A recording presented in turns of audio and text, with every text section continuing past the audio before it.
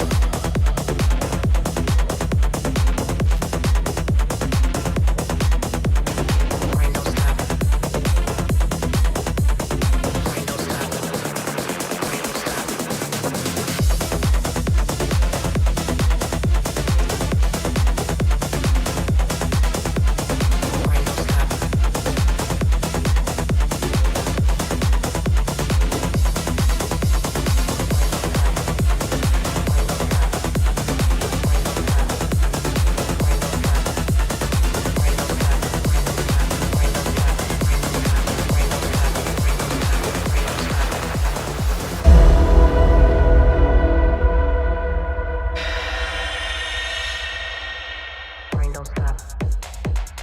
Hello! Welcome to Chewed Gum. We're still grind don't stopping over here. Grind don't stop. Grind don't stop. Hello! It is November 18th, and this is Chewed Gum. I'm Alyssa. I'm Taylor. How are you doing? You're doing good. I'm doing good. I'm a fiancé now. Guys, It makes... she got engaged. I did. It makes me feel like anytime I do anything, it looks very like grown woman to me. It's like if I drink water with this hand, that's the way I always drink water. I drink water with this hand, and it's like that's a woman. You know, That's a woman right there. That's a woman right there. So awesome though. I'm so happy for you. I love seeing your pictures and stuff you posted. It's so cute. Thanks. And I love It was Ireland. really cool. So I just think it's such a cute place to have that happen.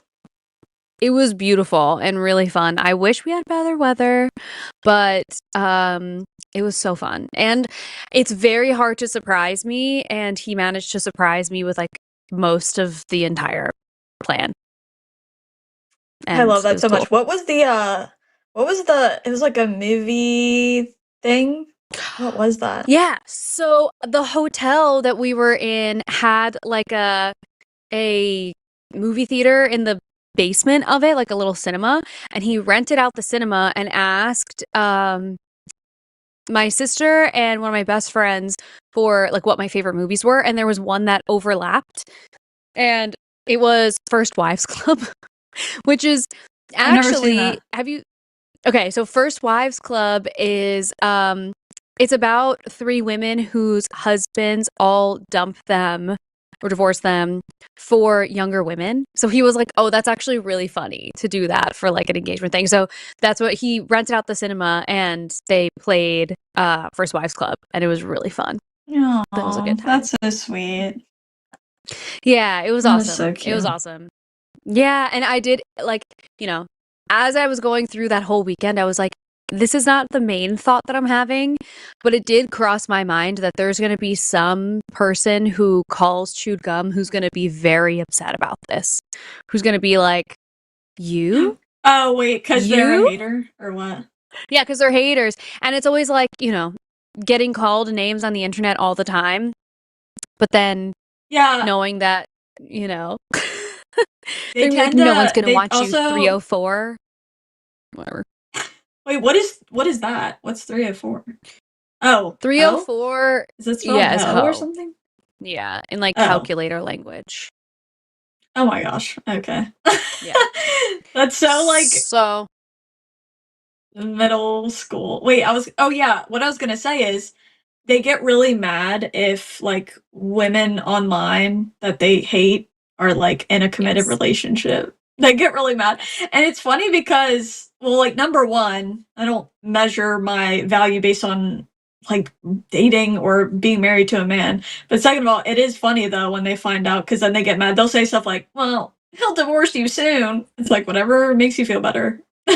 Right. Whatever you It's need. fun. It doesn't, yeah, like at the end of the day, it doesn't matter. They're going to have some other stupid idiot thing to say, and it's whatever. Yep.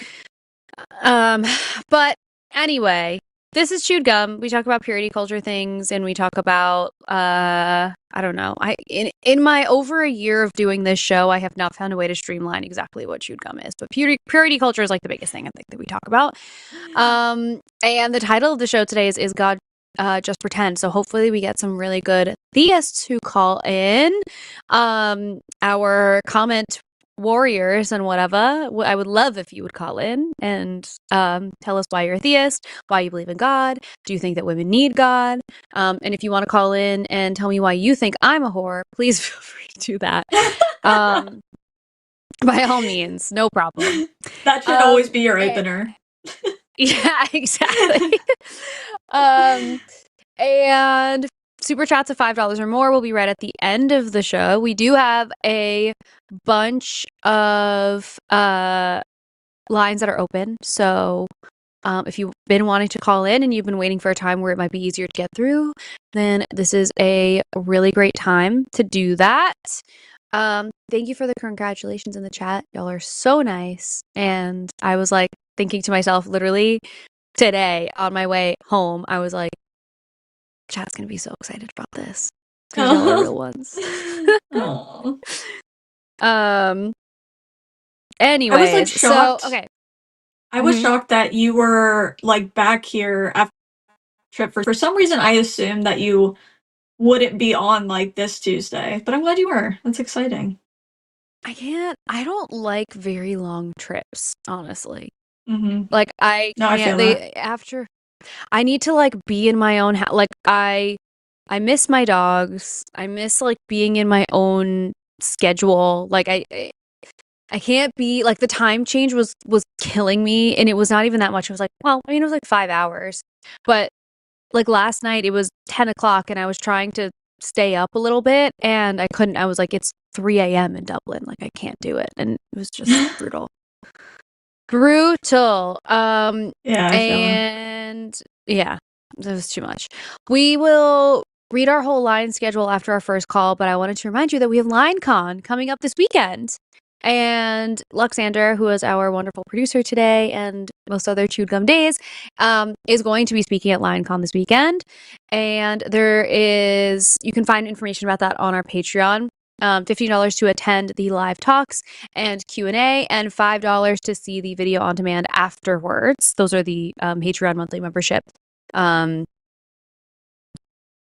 fees to get those tiers, and it'll be a great time. LineCon has always been really fun, and I'm so glad that we get to continue doing them. So if you want to hear Luxander, and I think there's probably going to be another person as well. I'm not sure who yet. Okay, cool. Then make sure that you're tuning in this weekend. It'll be great.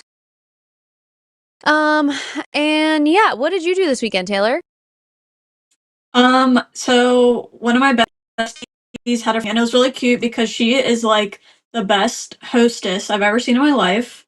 And so she like hosted like a cafe where like people could just come and get their, because she like has a nice ass latte machine thing, espresso machine. Oh my and God. So she was like whipping it up in the kitchen, and then she had little pastries and little, charcuterie, and it was really cute.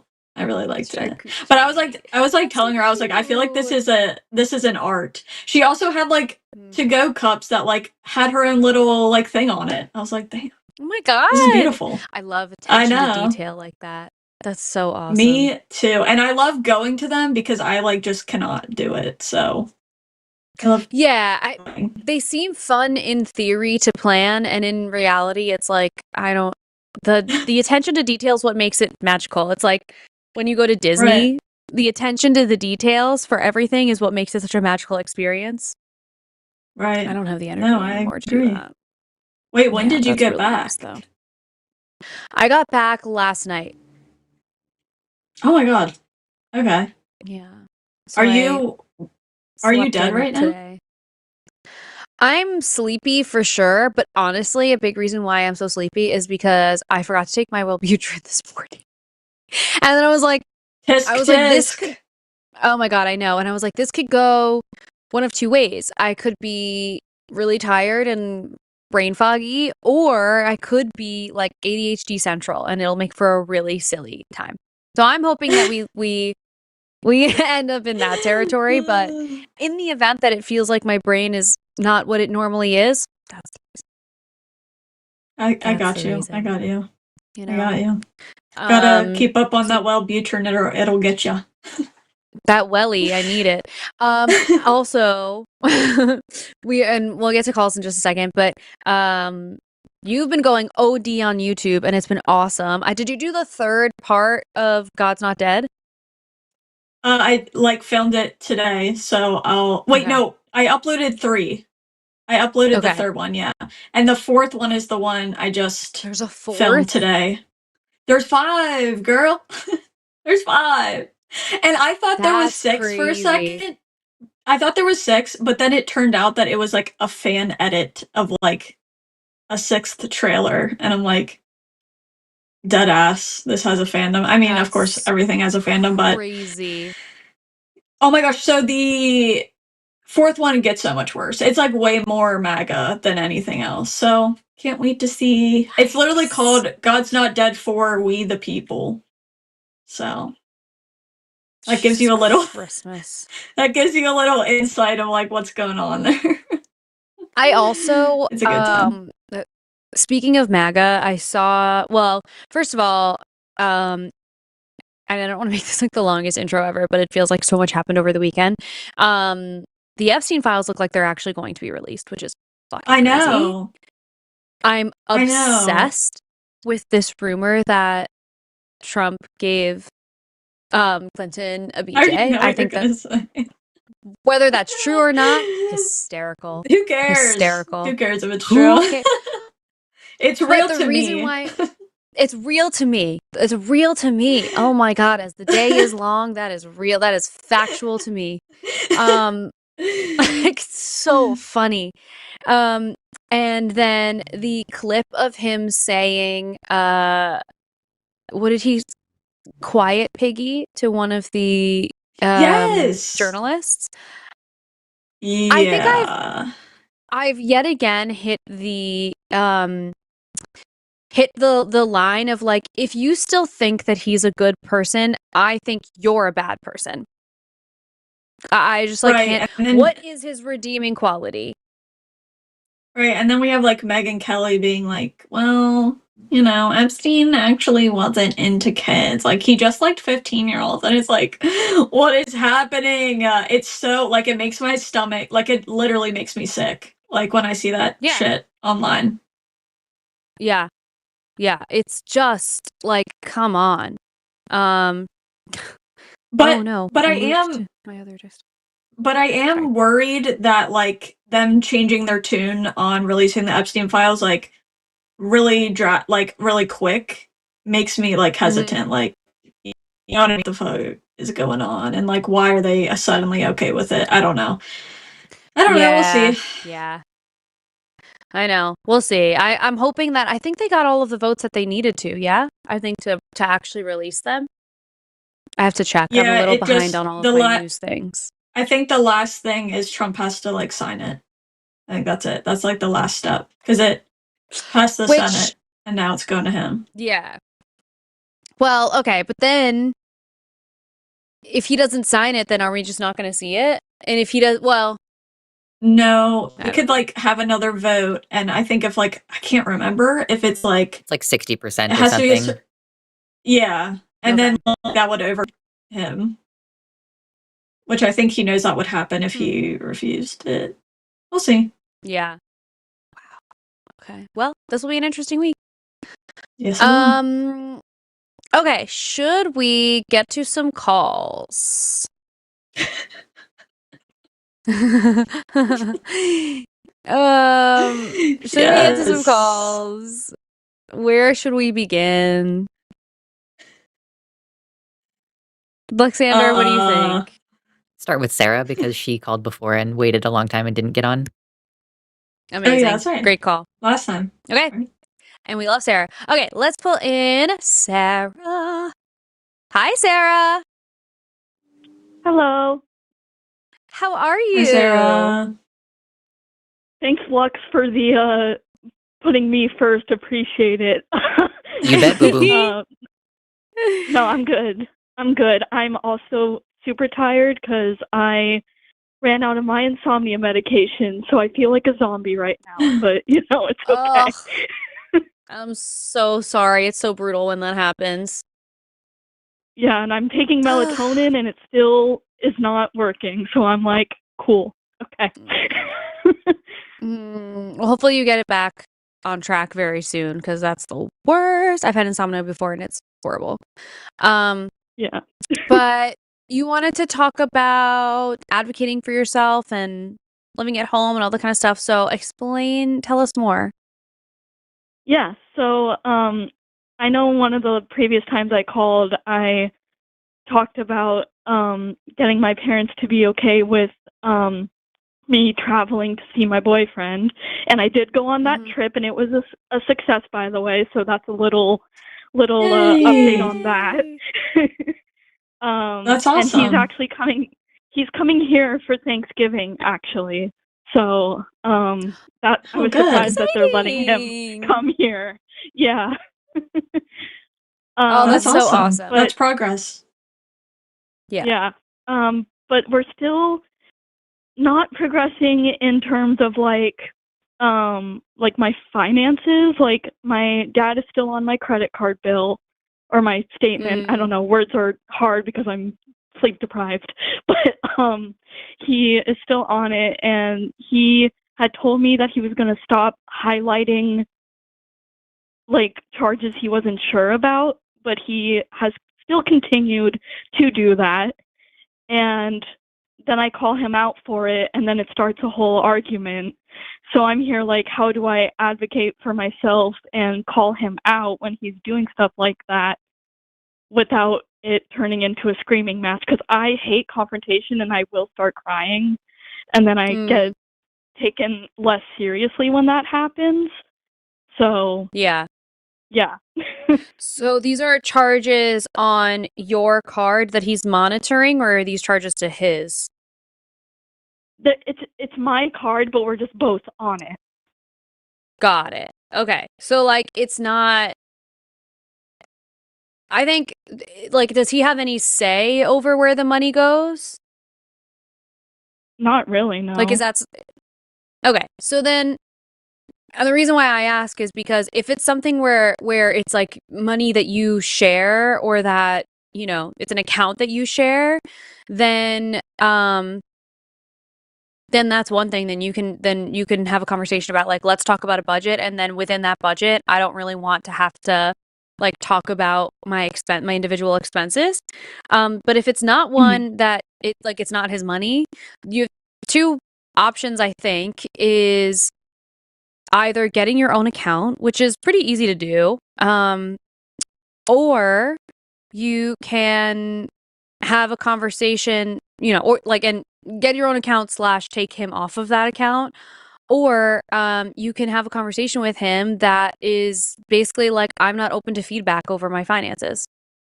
Period. End of story.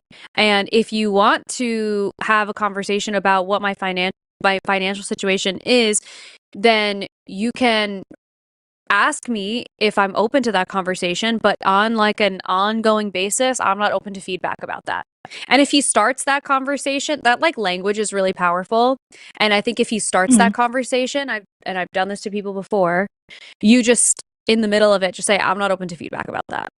And that's it. That shuts it down. We're not having this conversation. Yeah, because the reason why he's on it is because we made it when I was in community college. So I was under 21, and I don't know if it's like a state by state thing, but here they were like, oh, you have to have a co-signer. And then he's just been on it for the past like 10 years now. And then I'm also not working right now because I'm finishing grad school, so I don't have an income. I'm not like spending outside of my means though. So I do understand like his concerns a little bit, just because like I'm not working and bringing in money. So he like wants me to kind of like chill, but again, I'm not going outside of my means. So, Yeah. And highlighting yeah. stuff is like, it's just like a little infantilizing. It feels like he doesn't trust you. It's like, even if that's not what he's intending to do, he's like trying to be helpful. The way that it feels is like he doesn't trust you and he thinks that you're not capable of doing this on your own, which is annoying. Yeah. Yeah. Do you Taylor, think what do you he'll insist? Do you think he'll insist on like staying on a card with you? I don't know. I kind of feel like he will. And then also like I just booked plane tickets to go to my boyfriend's mom's house in Illinois during Christmas time, and I haven't addressed that with him yet because I know he's going to throw a gasket over that. But my boyfriend said wait till he visits for Thanksgiving and then plant the seed, and I'm like, good call. But yeah, I don't know. I feel like he might still try to like be on a card with me, but I do also have plans to not be in this house for much longer, you know, so Yeah. he's not going to be on it forever. So Yeah, I definitely feel like once those separations are made, like moving card thing, it's just gonna get so much. Well, I don't know, but I know so many people that have like situations like this, and when they finally move out, it just gets a lot better because it's not so like they aren't so involved in your business, and like there becomes a point where you're like, okay, you shouldn't be this involved in my business because you're an adult, so it causes a lot of like unnecessary tension where like shouldn't have to be. yeah, for sure. Yeah, and I think there's also like a moment, I think, in as you get older and you start to like, have a little more independence from your parents. There's a moment, sort of like a little crossroads where you can make the choice of how involved they are in your life. Like your parents have to be involved in their kids' life until that kid has the ability to be independent, and then at that point that kid they have no responsibility to their parent, and their parent has no responsibility to them anymore. And the relationship that you have is one that you choose after that. Like it's one that you're creating out of choice, not out of necessity or out of obligation. So then once you're in that space, then the power kind of comes back to the kid a lot of the time, because then you get to say, okay, well, if you want to be that involved in my business in a way that makes me uncomfortable, then I don't have to have this relationship with you really at all. So if you don't want to like respect where my boundaries are, then our relationship gets to change. So you'll have more control in that than you do right now, even from that perspective too. But I would suggest, like, someone in the chat said something about like the Cash App card is pretty easy to get. Same with Venmo; those cards are pretty easy to get. And so if it would make you feel better to have a card that he doesn't have access to, that could be an option also. But it might even just be nice to have that conversation with him and say, look, I understand you're trying to be helpful. I'm not really open to feedback about my financial situation right now. And if I do want help and support and feedback, I will ask you. I will ask you proactively if I want to hear that from you. But right now I don't. So stop telling me things that I don't want to hear. Yeah, because it's turning into like, he's like, do you know how much you spent on gaming? And I'm like, it's a hobby. Like, I'm gonna spend money, and it's helping me. Like, I've learned a lot of skills through gaming, and I've called on this topic before, so I'm not gonna like rehash that all again.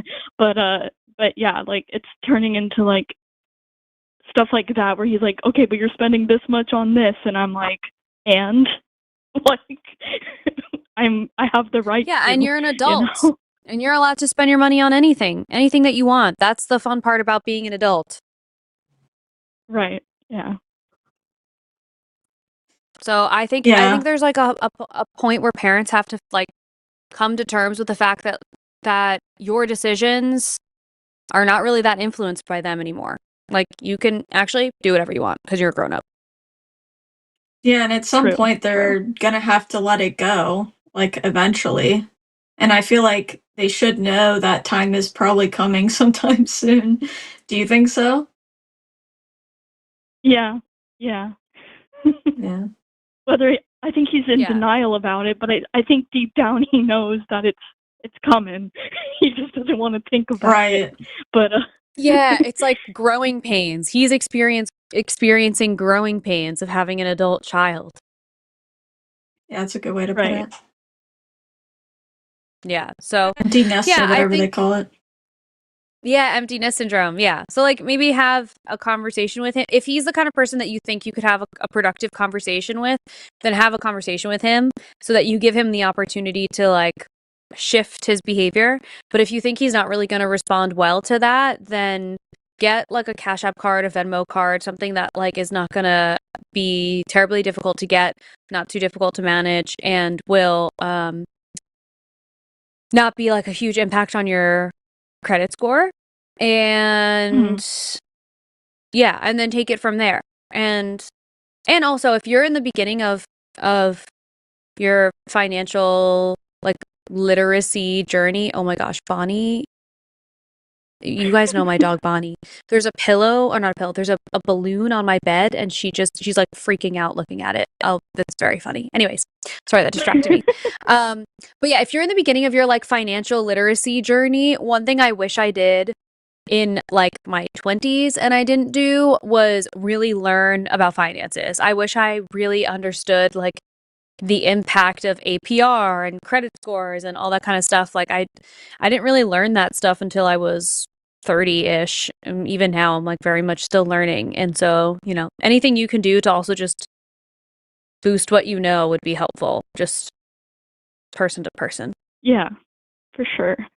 That's really helpful advice Yeah. because I should, be doing that because I am in the beginning stages of that. So I definitely should, be looking up things and make me sound smart, Yeah, like if you can do some research, I wish I had a suggestion for you because if I did have a suggestion, I would have read it myself and I haven't yet. But even if you can find a book or like a YouTube video about like basic finance, it really, really is worth doing. Like if you don't have a Credit Karma account, Credit Karma is awesome.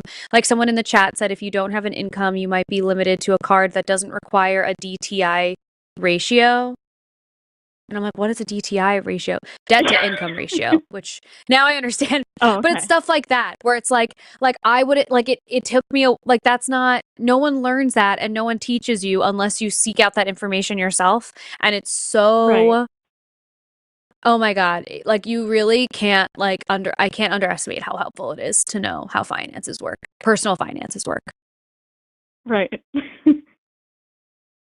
But anyway, do you feel like you have kind of a plan? Was that helpful?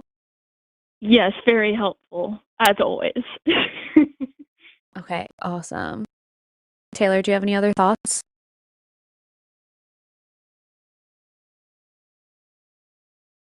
Oh, you're muted. Damn. Okay. I was going to say no, I don't think so because like I don't have like I'll be honest, I don't have any good financial advice. That's like not really my thing, but I really really do think that when you finally move out things will get better because you will have a lot more like power in the relationship to like pick and choose, how close you guys are and what boundaries you want to have and stuff like that. So yeah. Yeah. Yeah. Is there anything else you want to talk about? No, just wanted to say congrats to Alyssa. I just messaged my boyfriend like, oh my God, Alyssa's engaged. And then I saw that he liked Alyssa's Instagram post. And I'm like, okay, so I'm the worst bandicoot because I just found out. But it's fine. Aw. Oh, you're awesome. Thank you so much. I appreciate it. You guys are great. And I'm so glad that we got to talk to you today because I know last week we didn't get to. So thank you for calling back, and Of course. I'll talk to you in the chat as usual. Yes, sounds good. All right, thank you, Sarah. Have a Bye, good rest of your night. Sarah. Thank you. Bye. Bye. Okay, we love Sarah. Thank you for calling. That stuff is always hard. That adjustment, that transition period stinks. Yeah, and I've like a couple of my friends, I think, lived with their like parents a little like too long, and it like started to, I don't know, I feel like there's like this natural thing that happens sometimes where they're just like too much in your space. I think not that it can't work. It could work, but I think sometimes it is just, I don't know. It starts to like be rough on the relationship because they don't know how to like treat them like adults while they're still living in their house or something. I don't know. Just a lot of like Yeah. tension I feel builds up. I live in my parents' house now, and one of like the conversations I had to have with them when I moved back here was like, I understand that the last time I lived here I was in high school, and I am not the person I was in high school at all. So you can't like, you know, Mhm. you know how parents do that thing where they're like, well, and maybe it's, you know, maybe it's not all of them, but it certainly was mine, where they'd be like, well, you know, Alyssa, she just loses everything. And I'm like, are you basing that off of who I was when I was in high school? That I would Right, lose right, stuff? I'm like, well, right. now I'm 32. Like, are you talking so about I don't really 16-year-old me? Yeah, exactly. I'm like, yeah, I'm sure when I was 16 I did lose a lot of stuff. So yeah, like it just would, that kind of stuff would always make me laugh, where I'm like, really? And that's like a conversation that is important to have. But I'm lucky that I can even like live with my parents, that they don't drive me as insane as It's funny some people. because I had my like years and years ago, my dad, like he was like 50 and he actually had to live with his mom for a little bit for something. It's a long story, but Yeah. it was so funny because like Yeah. they interacted literally like parent and teenager. It was like nothing changed and it Mhm. was so funny. And like my dad would be like, she is getting on my nerves, like she won't leave me alone. And I just thought that was so funny because I was like, damn, some things like never change. But Truly, yeah. they don't. My fiance, feels crazy to say. His grandmother is like, you know, having some health stuff, so his mom is living with her for a little while, and she was just having the same conversation with us in the car. She's like, I'll go to get like paper towels from the basement, and she'll be like, where are you going? And she's like, Yeah. I'm 60 years old. I'm going to the basement to get did I need to tell you that? Really? But it's just a parent Right. thing, you know? It's like in their Also, bones. They can't get rid of it. side note, it's like storming where I'm at, and I feel like my internet connection is garbage, so I just want to put that So all far, out there. so good. And for those of you who say I have a bad mic, it's because I need to do like hold it up to my face, but I don't have anything to set it on, so that's where I struggle. I'll hold it, guys. You gotta get one of these arms. I'll hold it. This was a new Amazon purchase of mine. Yeah, make Ooh. Jimmy get you a microphone arm. Yeah. Oh, okay. Is it on the ground or is it attached to your On the desk. desk? This one is attached to my Okay, desk. Yeah, but I'm Okay. sure they have ones that Yeah, I need go an on the arm ground because also. like this sucks. Yeah, I think the sound is better when it's like much closer. But I feel like you guys can hear me But- breathing. And then when I think about it, I start breathing heavier and heavier and heavier because all of a sudden I don't know how to breathe. I assure you really we hate it. cannot. Okay. Yeah. I'm so glad you guys can. I'm just kidding. Yeah, that's so funny. Oh my gosh. All right. So, I'm going to go through our shows for the rest of the week. So, tomorrow we have to hang up with Matt Dillahunty and Will Judy. I hope I'm saying that last name right. TACIS on Thursday with Luxander and Josie. Then we have 2023. Okay. Then we have on Sunday, we have the 2 p.m. show with Matt and Owen. And then the 7 p.m. show with Forrest and John Gleason. On Monday the 24th, we have Skeptalk with John again and Paul Enns. Am I saying that right? Okay. I don't know. Alexander, let me know if I'm not. And then Chewed Gum next week will be the lovely Taylor. And Erica's going to join because I will be on a beach. Nice. So I Go a will little vacay. miss you guys. Yeah, I'll miss you guys, but not that much. I love how 'Cause, you went it'll from be an nice. Ireland vacation to a beach vacation. Whiplash. I know. And really, it's Globetrotter. so Kevin travels for work. Like he tours. He does music, and so he tours. And so we were in Ireland because they did a show in Ireland, and now we're going to Hawaii because he's doing a show in Hawaii. So it's nice because he gets to go all over the place, and occasionally I get to come. So, but you know what? I have That's to be honest. awesome. I am not into traveling all the time. I love to be home. Oh, really? I'm grateful for all the trips I get to take. Like, it's amazing. But also, like, I miss my bed. I miss my dogs. I hate living out of a bag. I hate it. I need all of my stuff. I do hate that part. I need my shampoo. I need, like, I used my blow dryer while I was in Ireland. And even on the lowest setting, it got too hot and, like, the bristles. It was like, you're not supposed to use blow dryers. They can, like, blow your stuff up. Yeah. So I tried it for like 2 seconds and I was like, this was a mistake. And then, yeah. And then, oh my God, someone in the, oh, okay. I forgot that I said I was going to Hawaii and I was like, because someone in the chat said low-key calling going to Hawaii, going to the beach. And I was like, did they know? How did they know that? I'm a dumbass. I just said it out loud. Anyway. Also, for the person in the chat who said Erica and Taylor are going to do an 8-hour stream, ? No. Do not speak that evil into existence. Because if I was on here for 8 hours, I would get hungry and mad. I would get so mad. I'm not gonna lie. So you guys don't want that, okay? No, I don't have that in me. I think we've done like maybe a 3-hour on Chewed Gum before, but that's like the max. After that, my brain starts to go dead and I don't have anything else. Yeah, I feel like I could do 4 or 5, and then that's really pushing it. You're but, also like, allowed to get a that's how- snack. I can turn But your like camera then people away. will watch me eat. Oh, okay. Make money. Yeah. Okay. Listen. Make that could money, work yeah. then, I think. People will pay Yeah, just for get that. just get really close to the Mukbang. camera every time every time you take a bite. Get really close. That's when you need that mic arm because you'll be really close to it and be like someone got upset at that, I'm sure.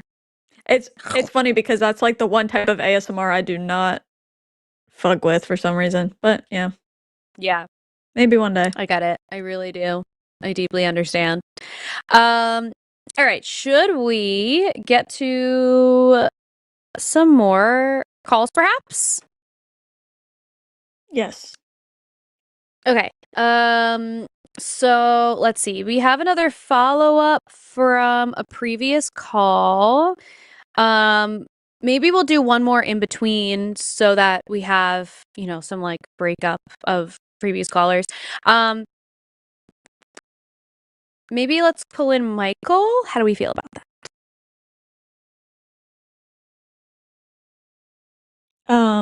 That's fine. That's fine with me. Okay. Let's pull in Michael, who's calling from Ohio. Hello, Michael. Hello.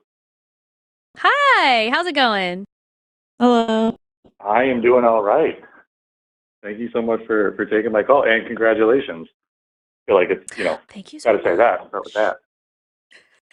Thank you so much. I appreciate it. So you wanted to talk about masculine role models and things like that. I'm so curious. Explain more of what you wanted to discuss.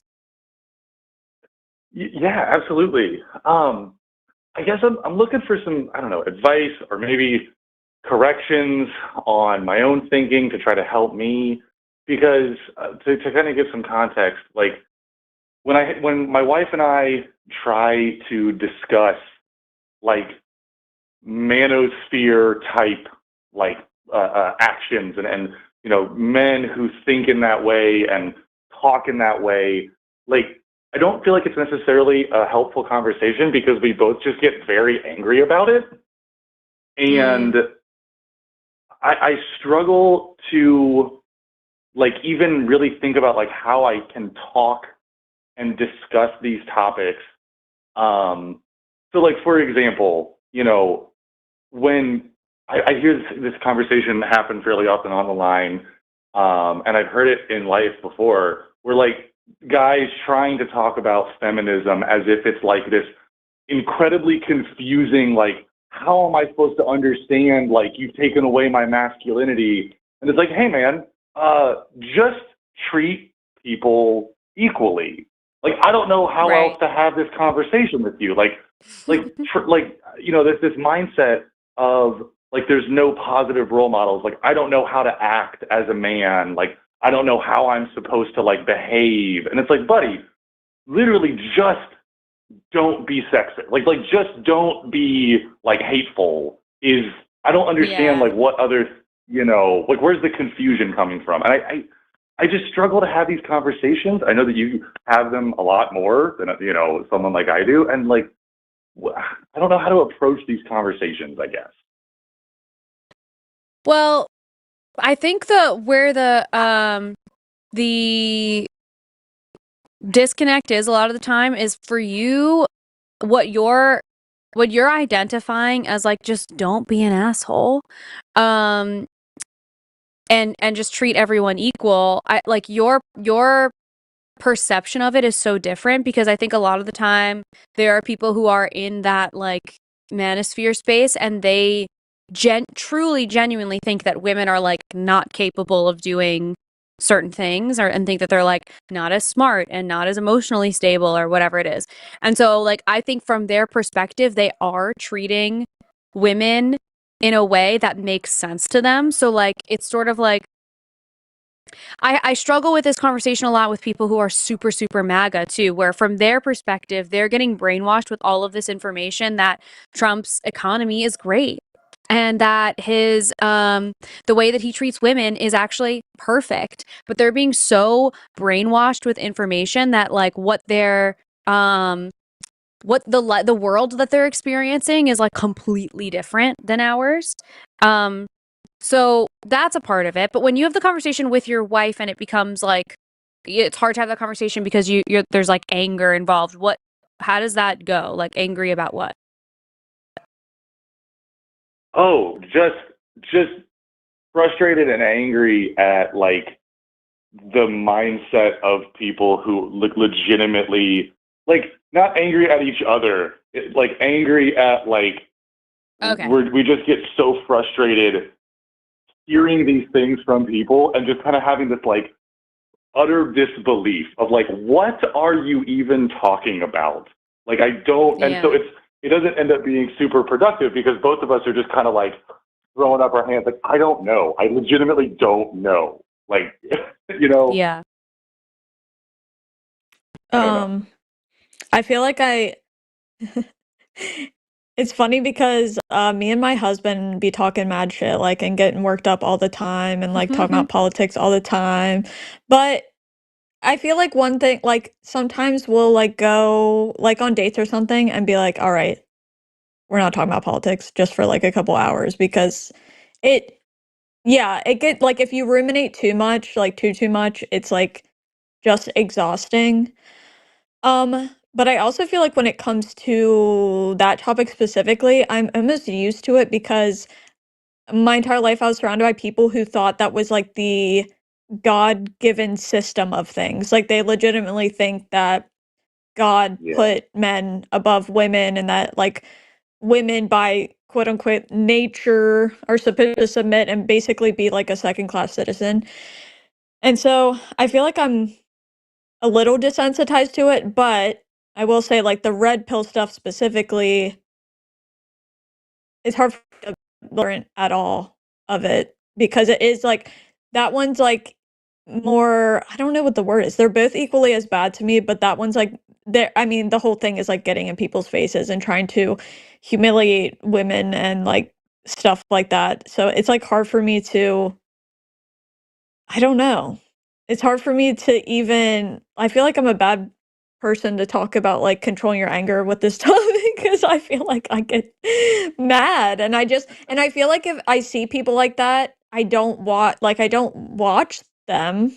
I don't like, Yeah. I try not to interact with them because I don't see the point. Like even if they didn't believe in what they're saying, they're gonna do it for money. Like that's the grift. Yeah. So, but yeah, I understand the anger. It is like it's like I think part of it is like kind of shocking because like as time goes on with Trump and his admin, people are getting more and more bold with what they're willing to say. I mean, we have like people I feel like I'm building onto the anger, Yeah. but I'll just say this one thing. We have in the we have people in the Trump admin like Pete Hegseth reposting stuff of his pastors saying we need to repeal the 19th Amendment. And I'm seeing that more and more often lately. And I think that's what's so maddening is like people are getting more and more comfortable with straight up being like, yeah, we should take away women's rights. And it's like, what are you Yeah. talking about? And Yeah. that's like the most aggravating part. But we know that they're being more bold about those opinions because there's someone like Trump in office and he's surrounded by those kinds of people. So I feel like that is Mhm. heartbreaking and it's also makes you freaking pissed off. I know I'm pissed off about it. Sorry, I didn't help. No, But that's absolutely. how I feel. I when everything forget exactly when this happened, but it was last year that Nick Fuentes, I think it was, had that line of like, your body, my choice. And like I Oh, talked that's to a lot horrible. of different people. Like I talked to multiple different people that I was like, if someone said that in front of me, Mhm. I don't know how I'm not supposed to just like physically get involved. You know what I mean? Like if someone Yeah. honestly says that like to another person in front of me, how am I not supposed to just be like, those are fighting words? I don't know. Like, you know, like I Yeah. really, really struggle with like, so I don't know. Speaking of 'Cause I honestly, and oh, sorry. Yeah. I was just gonna say, speaking of Nick Fuentes, I am very shocked that he is becoming like more normalized all of a sudden. Like he is a self-proclaimed like white Yes. supremacist, and all of a Yeah. sudden I see him have a bunch of fans on like TikTok. You see like Tucker Carlson just like inviting him on to talk to his show. Donald Trump went out to eat with him once. It's like so crazy because this guy is not. He's very honest, like about how he Yeah. feels. And it's very, Mhm. very it's bad. It's very bad. So that's really, really Yeah. concerning that like I'm seeing him become more popular, but like also it shouldn't be surprising. Ugh. Yeah. Yeah. I Sorry, think Yeah. that also, was my side Michael, there's tangent. a part of it that's like I think it would be crazy to see and hear everything that's going on and not be angry. And I think that a lot of the times anger is the thing that motivates us the most to do things that actually create change. Like if people were not so angry about, the Trump admin and what they're doing now, what they're creating for our country, I don't know if we would have had as many people show up for a No King's March. I think anger ends up being Yeah. a useful tool if we're like wielding the sword the right way. But um but when it comes to talking to people who have those beliefs, I think what ends up being helpful is I always tell myself, lead with curiosity and not judgment, because when you do that and you almost are like, it's kind of like a debate tactic in a way, where if you are um, asking them questions a lot of the time, you'll get to a certain point where they have to consider where their thought process came from and like what the motivation is behind their thought process. Where like if we're coming at it Yeah. from the perspective of just judgment and like yelling at them and making them feel small, making them feel unintelligent, then they're definitely not gonna want to like join us and come to this side of reason. I think that's also, it's hard, but I think that's like, if I ever had the opportunity to talk to someone like Nick Fuentes, I don't think that I would be able to to have that level of control in front of someone like him. But for someone who like, we've had this conversation with people who've called the show, who are who enjoy the Manosphere content, and I've literally said to them, like, why do you think, in what world, these people who are telling you that women are stupid and that they should be subservient to you, how is that going to help you get a girl? How is that going to make girls like you? Like, take a step back and think for a second, like, does that make sense to you, that would yield a good result in meeting women? How could that be? And a lot of the time, I think, or I hope, that that's the thing that sticks with them. Like, that doesn't make any sense, actually. That's very true. Yeah, like on a smaller scale, because obviously there's nothing that we can ultimately do about like the big, problems with political figures and things like that, like on a call like this. But so in a small scale, like something I've been dealing with some of my personal friends is, and maybe this is one of those things, maybe I'm wrong. Well, I want to like see other perspectives on this as well. But one of my friends, a couple of my friends actually, buy really, really heavily into the idea that like they cannot act like their true selves around women, and that like, so for example, like, we have like the guys chat versus like the smaller guys chat versus like the big group chat, or like one of them has started getting involved every once in a while with like men's groups and like inviting us to things. And I've had a pretty, I get involved with like the guys chats with my friends, but like I have a pretty strong stance that like I don't want to be a part of a group that would outlaw in their like rules my wife being allowed to be involved, right? Like that just feels completely insane to me, that you would be like, yes, like this is a group that would explicitly say that my wife is not allowed to be involved, and I'm supposed to just like go and be, no, like that feels, and I don't know, like he feels a lot very strongly that like these are really important spaces that like I can only act, I can only say certain things, I can only like act a certain way if there aren't any women around. And it's like, he's not a manosphere, like, they don't buy into that, but like that thinking feels very much like that, I don't know. Yeah, I think even in that circumstance, it would be worth, like if you were to, like, let's say invite your wife to something that they were planning that they are pretty explicitly not wanting her to be there or whatever. If you say like, it might be worth like pressing on that a little bit and saying, what do you think about if my wife came, or like whatever it is, and see what they say. And if they say, well, no, she can't because she's a woman, ask them why.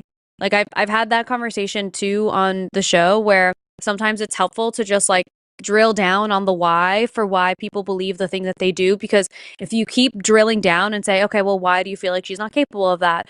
Well, because that's how I grew up. Well, why do you think you grew up that way? It's like, if you keep drilling down and drilling down and drilling down on things that are like actually nonsensical and are based in complete judgment and not real information at all, at some point you'll hit a wall that will be like, oh, I actually like don't know why I think that, because it's based in nothing. So after a while, the why will lead them to this like sort of nothing burger of logic. Yeah.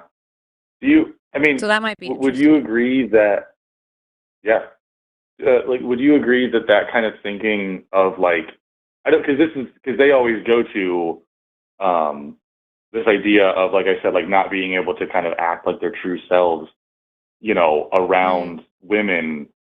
Does that like they just feel like, oh, we're going to be judged, like we're going to get made fun of, and like for me, I feel like it's one of two reasons that would like they've never said this, but I don't know where else it would come from. And I'm curious if you have any other ideas of like where that thought would come from. Because like to me, that thought of, I can't act how I want to, or I can't like say what I want to around women, either comes from like, okay, well then that your behavior is kind of fucked up and like you don't want to do it. around other people because like it's kind of fucked up, or you're just really insecure and you think that like that those behaviors are going to get you like ridiculed, and like you're too insecure to just like do it. You know what I mean? And like see what happens, I guess. And I don't like. Am I missing? Like, I'm trying to think of where else that like mindset would come from. What does he say and how does he act? Did you say that already? My doorbell was ringing, so I was like distracted. I mean, I didn't say it exactly. Just like a lot of times in the guys' chats are where we'll post like people they'll send like dumb videos or like really kind of like niche like meme videos and like jokes like joking like jokes that are inappropriate but are understood as like this truly is a joke. Like they'll say sexist things or say, and it's like it's understood this is a joke, but also there are times that I kind of do push back as like that what was that? Like that didn't feel like a joke at all. And so I feel like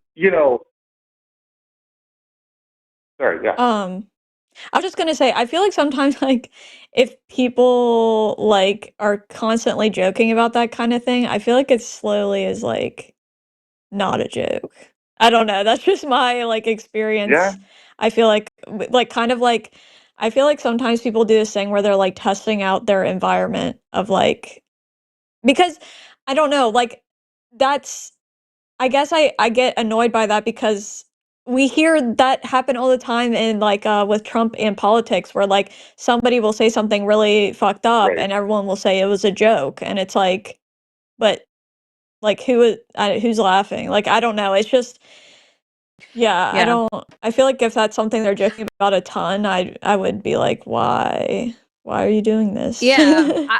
I think it's kind of like sometimes one of the things you can do, honestly, it still goes in line with curiosity and not judgment. When someone says a joke that's really sexist and you're like, that I did not like, you should ask them what was funny about it. Be like, oh, wait, I don't get it. Like, what was the joke? Yeah, make And then them watch explain them it. try to explain. Yeah, make them explain it to Yeah. you. Because then they start to Yeah. understand, like, how, like, they're going to have to sit there and say, well, the joke is that, women are meant to only, like, make sandwiches. And that's, like, all they're good for doing. And then, like, watching them do Right. that is, it makes such, like, a icky feeling for them, which I think might be helpful, Right. too. But yeah, I think And just this like sounds- being the person who asks the questions in the group might be helpful. Mhm. Yeah. Yeah, I appreciate it. I don't know if I have a Yeah. whole lot else on top of that. I just like I don't know. Maybe you just needed to hear it again because I try to, but it is tough to like approach it with like pure curiosity. Mhm. When it feels like I'm asking questions about something that like is just so blatantly messed up. It's like I'm not curious about this. I guess I'm curious as to like why you're saying it, but I'm not really curious about like the things you're saying. They're just messed up. Like, Yeah. so I don't know. It's nice to hear, or maybe I just needed to hear that is a good approach to it. Yeah. Yeah. Yeah. I think asking questions, making them explain it is yeah, I think that's the best that's way. a good way to do it. Yeah. But we appreciate the call, Michael, and let us know if anything interesting happens in that group chat. Now I feel a little invested in the Yeah, the keep goings us on over updated. there. Update Oh, us eventually. Trust me, I don't know if everyone knows this explicitly, but it's like pretty much anything in the group chat is discussed with my wife because it's like I know she does not care, and also Yeah. like she's the person I tell everything to. So it's one of those like, yeah, for sure. If anything happens, Maybe I love maybe that. one day I love Alright. that you guys are friends like that. That's awesome. Maybe one day you should Oh be yeah, like, she's my best friend. dude, my wife knows and what you say. Like the surprises She there. knows. She knows everything. You'll get She kicked out of that group chat knows. so fast. No, we need someone good on Yeah, the true. inside. We need someone to infiltrate from the inside. So you got to stay in the chat and you got to start making people uncomfortable in there from time to time. For sure, will do. Will do. I appreciate it. All right, Michael, have a good rest of your night. Thank you so much for calling in. Bye, Michael. Thank you. You too. Bye. Bye, Michael. Ah! Oh, no. Oh, no. We're getting an inside look at what Taylor's lighting setup is and what her ceiling looks like. Oh, no. Okay. I'm just gonna let her deal with that for a second. Yeah, and that's fine. Oh, you know what I didn't say? You should also be part of our Patreon. Go to patreon.com/calltheline. We have the Line Con coming this weekend, but we also have lots of other bonus content that comes out on Patreon every single week. So go to patreon.com/calltheline and you can support this show and all of the other shows that are on this channel and all of our wonderful hosts. So make sure that you are part of that community if you aren't already. Hi, Taylor. Welcome back. I literally tried to adjust something and it all just fell apart. So that was nice. I was like, damn, okay. And it do be like But that we're back. sometimes. That's okay. We're It do back. be. We're back. So we have a theist who is waiting on the line. We have Andrew who is waiting. I know people have mixed feelings about when we take their calls, his calls. And I think maybe we're just gonna do this with a time limit so that we have our Andrew call and then we can also move on to, we have a couple of others that are waiting as well, but we always prioritize the theists. So we'll knock out an Andrew call and we'll move on to some others. All right. Okay. Andrew. Guys, I Good wasn't old Andrew raptured. coming from New Jersey. He was so raptured. Hi, Andrew. How's it going? How you doing, Alyssa? Congratulations on your marriage. Thank you so much. Not married yet, but proposed too, which was awesome. It was really fun. Thank you. I appreciate it. Yeah, you're welcome. Sorry, go ahead. Before I get to the thing where I think secularists, before I ask why do they get married, I want to give my opinion on Trump. Now, I do think that Trump should release the files. I want him to release the files, and if it'll bring closure to the women who were assaulted, and if Trump happens to be in it, I mean, it'll suck, but it is what it is. You know, he should be, you know, held accountable like everybody else. As far as Trump's economy, I don't think, if I had to rate it, I would have to rate it like a C minus D plus, because inflation did go up from like 2.4 to 3.0. And when it comes to job growth, the private sector didn't really grow that much. I mean, the only thing that was like growing kind of were like government jobs. You know, that's it. And then he approves of, you know, F-35s to, you know, he approves of F-35s to Saudi Arabia. He freaking wants 600,000 more Chinese immigrants. When he was on Laura Ingram's show, he said, she asked him, we got people here that'll do the job. And he goes, no, there ain't nobody smart enough here to do this. There ain't nobody smart enough. And it was just whack. Like it was terrible. It was the worst of the worst. Yeah, so I mean, he just sounds, it sounds like he's sucks as much as I thought he did before. Yeah, and this that's is why I nothing didn't new. vote for him. Yeah, like, But you know, anyway, I wanted to hear about what you wanted to call in for, which was about secularists and getting married, which is a very funny thing to call in about today. So please explain what you wanted to talk about. yeah, I want to know, why do they get married? Like, I never understood, because marriage, from what I understand, always been like some kind of, you know, like holy kind of like religious sacrament. It's supposed to be a thing to, you know, when you want to start a family, you know, you get married and you start a big family and you have kids, and then your kids have kids, and then yada, yada, yada. But a lot of secularists, they want to get married, but they don't want to have families. It's like it seems like they want to be just roommates forever, I guess. But they Roommates just forever wanted who have tax sex benefits. sounds great. Yeah. Tax benefits is a huge deal. It also is like, part of it can also be when if something were to happen to you and you were in the hospital, they wouldn't allow anyone except for immediate family into that room, which means if you're not married to your partner, that could be a problem. But there are people who are also religious who get married and don't want to have kids. There are people who are secularists who are getting married and do want to have kids. There's a whole spectrum to all of it. I think part of it's also like it's symbolic. It's romantic. It makes you feel very tied. It can make you feel very tied to your partner in a way that is, comforting and creates some security. But it also is like, there's a lot of benefits legally to being married. Okay, but you said yeah, but you can have togetherness and ties without the marriage. Like you yourself, Alyssa, you don't need to be married to feel closer to somebody, correct? Yeah, No, nobody totally. I don't need does. to. No, I don't need to, but Yeah, I want so to yeah, why do you want to?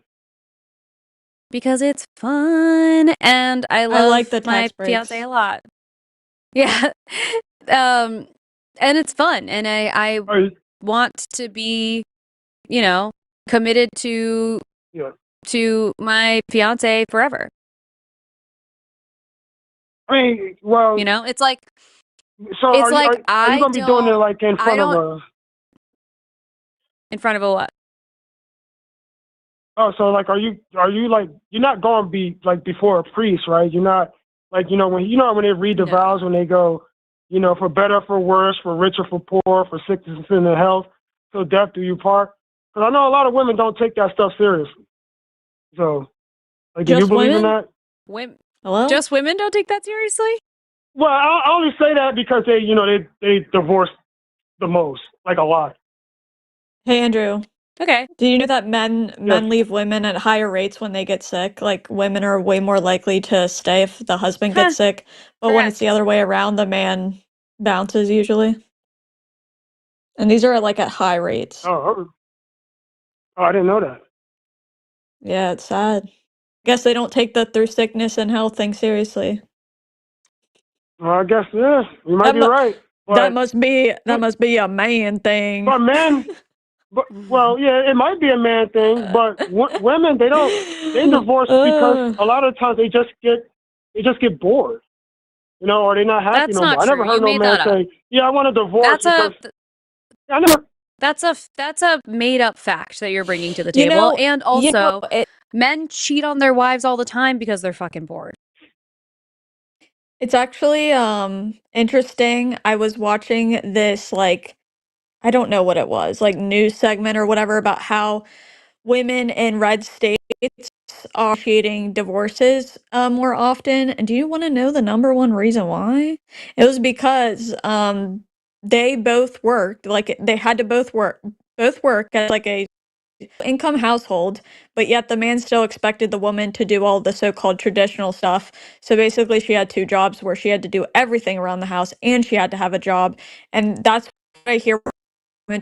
So when you say things like, oh, the women just left because they weren't happy, you're not like digging any deeper than that. You're not like, well, what is the issue? Is he contributing to that? Are there real reasons why she feels like she doesn't want to be in this relationship anymore? It's not like it just doesn't happen out of nowhere. A lot of these people have reasons. Well, who has the harder job usually, generally speaking? That's when it no, comes to the we're Wait, not work hold going part. on. down this path Wait, again that doesn't because it doesn't sorry. matter if she was even like a cashier. Like expecting her to work as many hours as you and do the whole house is insane. No. I'm saying like if they both, if they both work, got hard jobs, and What's yeah, they harder, both should be having one equally job or contributing. two? Yeah. Like if she got, let's say What's harder if she having got two jobs and he what's got, yeah, what's harder having one job or yeah, she two, got, especially keeping in mind that if there are children in the house and this is a traditional household, that woman is likely doing all of the child care at home and also the caring for the home itself, cleaning, cooking, that kind of stuff. yeah. Well, men usually do the laborious stuff around the house, right? They take out the garbage, they'll clean the garage, they'll mow the lawn. You know, they'll probably clean the house by spraying down the. Yeah, I don't want to have this argument again because part of it is so anecdotal that like I could tell you that there is a lot of information about how women do this invisible labor, which is like taking care of the house, taking care of kids, taking care of like the grocery list, like that kind of stuff. And that's pretty well documented. If you look up like invisible labor, you could see a lot about that. When we do the anecdotal stuff, then we could do this all day long and it's like exhausting and we get nowhere with it. Yeah. So, No, I'm not saying you that know. women don't, Yeah, no, I'm not saying that women don't, they do contribute the most when it comes to inside the house. I agree with that. They just want the men to. I think You're saying they want the men to clean up more in the house. I think that everyone can make whatever kind of agreements that work best for them. I think it would be smart for everyone to have conversations with their partner and set expectations for what makes sense. And that's going to look different for everyone Okay. in their households. Like, for instance, my brother loves cooking and his fiance doesn't really like cooking and is not very good at it. So she'll do other things to contribute to the house where, like, for him, he really enjoys cooking. So that's the thing that he's going to do. And that works for them. So, whatever. Okay. Yeah. I don't want to keep going in this. Because we talked about this already, so I don't want to keep going back on that. But Alyssa, so you yourself, do you want kids? You don't want kids, you said, right? I'm not sure. I didn't think I did, but now I've been considering it because I love my fiance a lot and I would like more of him in this world. Oh, does he want kids? Yeah, he's open to it. Okay. My third question is, because I know you got to, you want to go to other callers, is how come women don't get married in their 20s? Like in their mid-20s? Either early 20s is, but not most of them get married at, late 20s. Mostly it's like 30, 31, 32, but they don't never get married when they're younger. When they're well, yeah, because now women have rights. Women have rights. Like, they can go to college and get jobs, and they should, because the economy does not support a single income to support a whole family. And women get called gold diggers all the time. So why should they not go get a degree and get a job and start working and explore things? It's like, why shouldn't they do that? And also, you don't really. You can do all you that don't know stuff enough while being about married, yourself, though. I don't think, in your early 20s. Like, the difference between who I am at 32 and 22, like, I'm a completely different person. I thought at 22, I was gonna stay in New York City my entire life. I'd gone to college in New York City and I was like, I'm gonna get married here, I'm gonna have kids here, this is gonna be what I want to do. I was working in the fashion industry. Like, I had a whole different plan. And yeah, so things change, and so it takes a little while, I think, to really get your path and to figure out what your life is going to look like. And so sometimes people find someone in their 20s and they're like, this is my person and I'm locking it down and that's it. And then other times that's not the case. But the difference, I think, is now women can have full-time jobs and support themselves and have a credit card and rent a house or an apartment if they want to. They can do those things, so they don't have it's not required for them to get married anymore in their early 20s. There was a period of time where getting married as soon as you possibly can was kind of a requirement. It was survival. You didn't have that much of a choice unless you wanted to stay in your parents' house forever. Yeah, I'm saying, like, I hear this argument of women. They say, "Oh, they don't know themselves, or they're not ready." And I never understood, like, when they say they don't know themselves, like, you could be married and still get to, I guess, like, when they say they don't know themselves, usually it comes down to some sort of restrictions on like some sort of like partying or, you know, experimenting with different guys. Wait, And and I think a lot of women. Wait. if young women are saying they don't feel like they're ready to get married in their early 20s, don't you think you should listen to them if you don't like the divorce rate going on?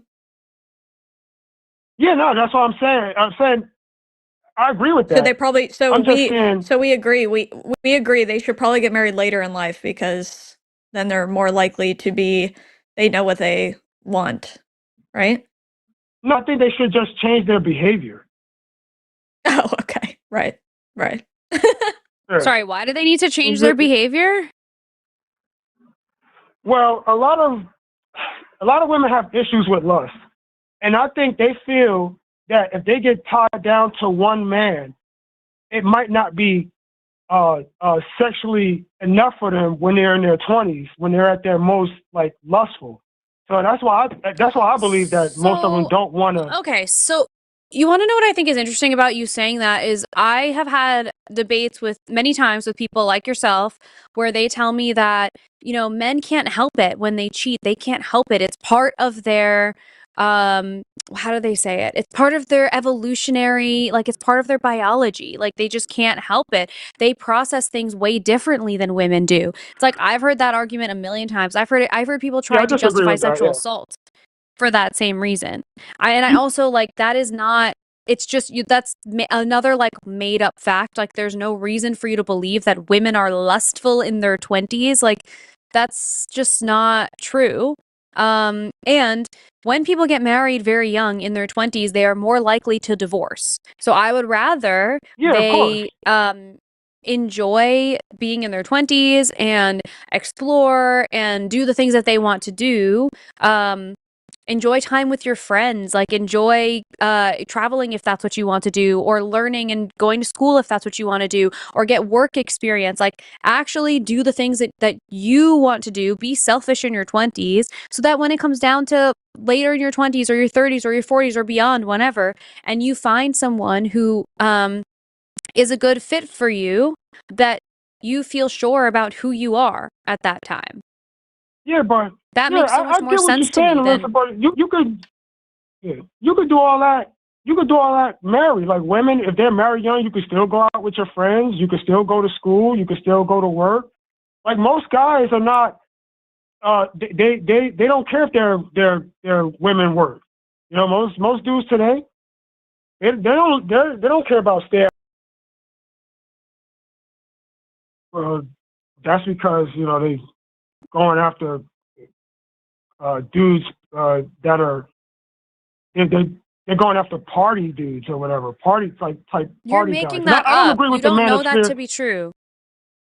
That's Well, not. You don't know that to party a be lot. true. Some people do, But and some people that- don't. There are people in their 20s who literally don't drink at all. But also, like, why? If that, let's say, even if that is true, if in their 20s they want to go out and they want to party and they want to drink, and why should they not do that? If that's what they want to do, why should they not just do that? Who gives a shite? Who cares? why should they not party? Yeah, why Drink? does it matter? In their 20s, why can't they do that? Because drinking is not good for you. Well, Of course not, but people Andrew, do a it. lot of things aren't good for you. It never led to anything positive with alcohol. Alcohol has never led to anything positive. It's always been I negative. disagree. It destroys the body. I've had some banging times people with my drink and drive. friends. I've created Yeah, doing memories, what? Andrew. Doing what? Getting drunk? I've had fun with Yes, I've had fun with my friends. I don't drink as much anymore because the hangovers are brutal. But yeah, I had some great memories with my friends, and I don't regret them. What's fun about being drunk? Oh, yeah, but what's fun about being drunk? Like, how is that everything, everything. It's a good time. Like Now, what? obviously, too much of a good thing is bad. Obviously, Andrew, like you don't want to like it. Yeah. Sometimes people end up liking a little too much, and then yeah, it can be a problem. But there's also people who just drink socially. Like, and I don't know, it's not a big deal. Am I saying that it's healthy? No. Am I saying that everyone should do it and like, you know, it's gonna be fine for no, but it was fine for me. That's all I'm saying. Like eating pizza is Okay, not very good for you, but it's delicious and it's fun, and so you have pizza from And time it's to my time. favorite Who cares? food, so I eat it. And it's yeah, delicious. but at least pizza has some nutrition. Alcohol has zero nutrition. It has nothing. It's just poison. Okay, but who cares? But you can let people have drank alcohol since the dawn of time. Have I ever tried this expression on you yet, Andrew? I was thinking about it and I was like, well, I wonder if Andrew's heard this yet. I heard a professor say once that telling people not to have sex or teaching abstinence to get people to not have sex does the equivalent of telling people with depression to have a nice day. It's like it doesn't, you can tell people whatever you want to tell them. It doesn't actually make that much of a difference. And same thing with alcohol, same thing with sex. Just give them the right information so they can make good choices. Like same thing with alcohol. People are going to drink if they want to drink. And you can't tell them not to do it. What you can tell them is if you drink too much alcohol, it's going to make you really sick and you might need to get your stomach pumped. God, you know, that if it goes that far, you can have a really terrible accident. Like it's important to tell them what to do. It's important that they, know not to drive when they've been drinking, but like you're not going to stop a college kid or someone in their early 20s from drinking and being social. All right. I mean, okay, yeah. All right. Yeah. All right. So last thing. they Yeah, just I get. let them. That makes Yeah. sense. Go ahead. Yeah, last thing, I don't agree with the manosphere when, I was watching Fresh and Fit and Myron goes, you need to sleep with at least 50 women in order to settle down. I think that's dumb. That makes no sense. Wow. I don't agree That's with. That's so interesting that they say that because they would not feel the same way. Like if a woman said you need to sleep with 50 men before you can settle down, then they would never agree to that. Yeah, no, absolutely not. Of course they won't agree to that. Like I don't agree to. I know Myron, and there was another great guy that I like watching, Andrew Wilson. He pushed back on them too with that when he said that's stupid to tell men to do that. Only thing it's going to lead to is more STDs and more kids, accidental kids. So yeah, I don't agree with the whole manosphere thing. Andrew Wilson doesn't practice what he preaches either, though. Wait, he slept with 50 women? No, like he always says that like when basically women useless after 30s, no guy's gonna want a woman after 30, no guy's gonna want a single mom, like promiscuous women, blah blah. And then he married someone who has multiple kids to different men. Well, I know he said it was. You're right, but it was two, and he said he was one of his wife was married to one of them, and the other guy she said she was in a long-term relationship with. Like that's what he said. It's not like she's going out there. And I don't think anything is wrong with that. I want to make that clear. But what I do have a problem with is he is with the type of woman that he shits on every single day for his grift to make money. And it's foul. And it's like he's a hypocrite. He doesn't actually practice what he preaches.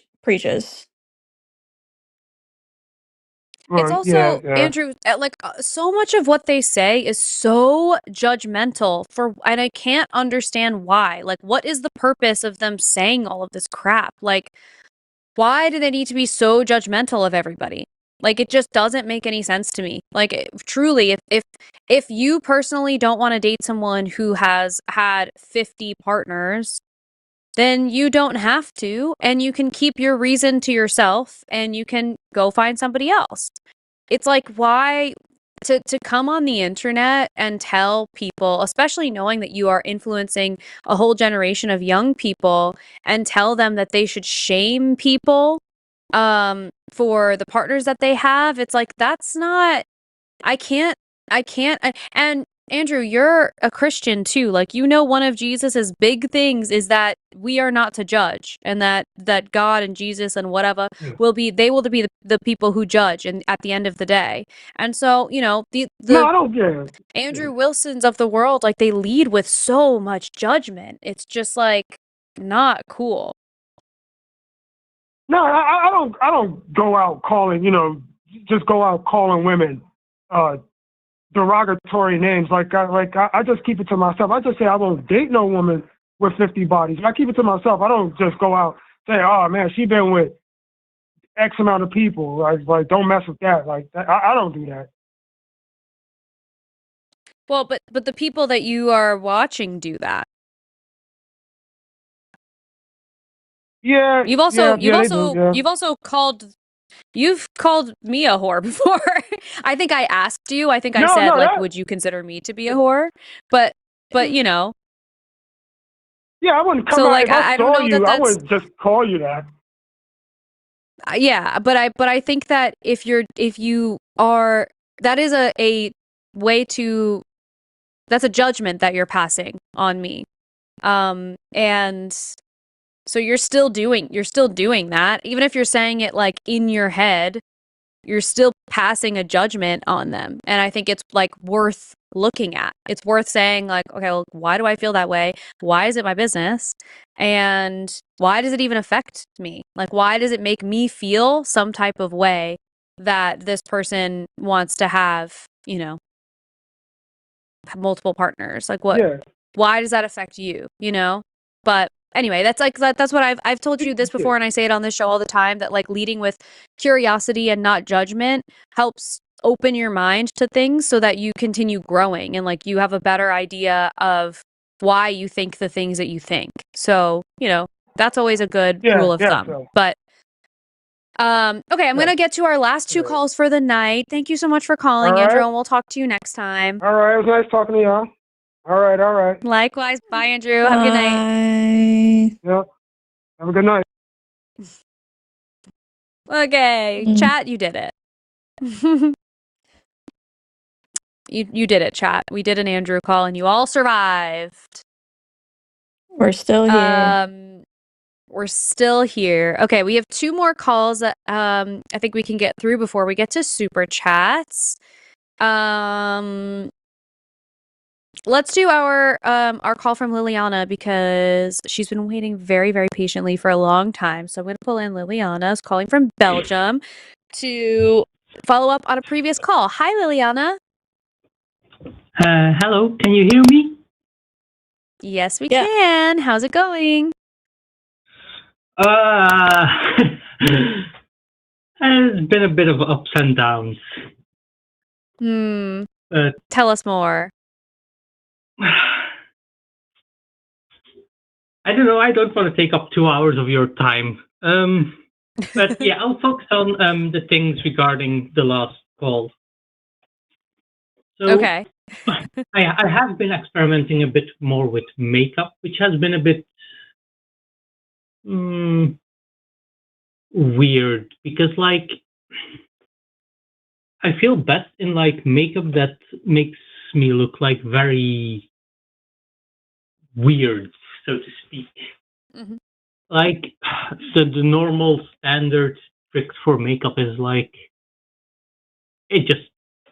I don't feel good in that for some reason. It's very weird. Well, not necessarily weird in a bad way, but So have you tried doing little bits at a time? Like very little bits at a time? I'm not sure what you mean, like little bits at a time. Like not put like instead of like I guess doing like all the things, like doing like lashes and eyebrows and eyeshadow and contour and all that, just doing like one day putting on blush, one day you just do mascara type thing, and then like as you go, see if you feel comfortable wearing more and if it feels better. Oh yeah, I haven't like experimented with like too much full stuff, but like how to explain this.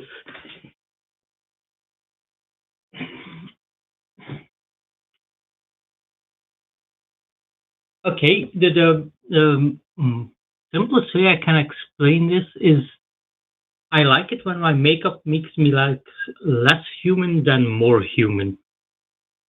If that makes Ooh, any okay, fun. sense. Have you ever dug into like I think it was maybe in the 90s, the club kids of New York City? Have you ever seen any of that kind of makeup? Wait, Like what I think did it's James St. from? James is one of them. But there was a bunch of young adults that were going out to the clubs in New York City, and they had like they would go to the club and like purposely dress like an ogre. Like it was like that kind of thing, and it was just fun and almost like Halloween every weekend. And it was definitely a toxic scene, but like there was a lot of drugs and stuff that were like not so great. But yeah, someone in the chat said Party Monster. That there's a movie and a documentary called Party Monster, and that's like about that whole group of people, and it ended up in a murder, so it didn't go so well. But their makeup and their style was really fun and really cool. And I think it's similar to like when you watch Drag Race and you see people being able to like create a character, and even for like someone like if you're familiar with Trixie Mattel or like Katya, they present as like caricatures of women in some ways, and like even that can be really fun. Like there's makeup is meant to be, expressive in however you want it to look. So you can honestly, there are no rules, and you could do whatever you want. Mhm. Yeah, I feel like I get it, but like there's always a gap between like myself feeling good and being able to be out in the world and not getting fucking harassed. Oh wait, am I allowed to swear? Yeah. Sorry. Yeah, you're allowed to swear. Yeah, but I think even like I would look for people who do makeup that feels like it pushes that boundary for you to get some inspiration. Like Juno Birch, I was watching Juno Birch earlier today do her makeup, and she actually not all the time. I don't know, are you familiar with Juno Birch at all? Nope. Okay, write that But one down. that's what Google is for.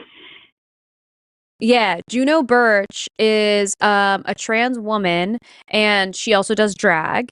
And her drag character has like blue skin, but like the makeup and her style are very like as Juno Birch in drag, very like 50s inspired. Like so it's like 50s inspired in the style, but her skin is blue. So it's like it's so interesting and so fun. And she also on her Instagram does like other kinds of makeup looks also.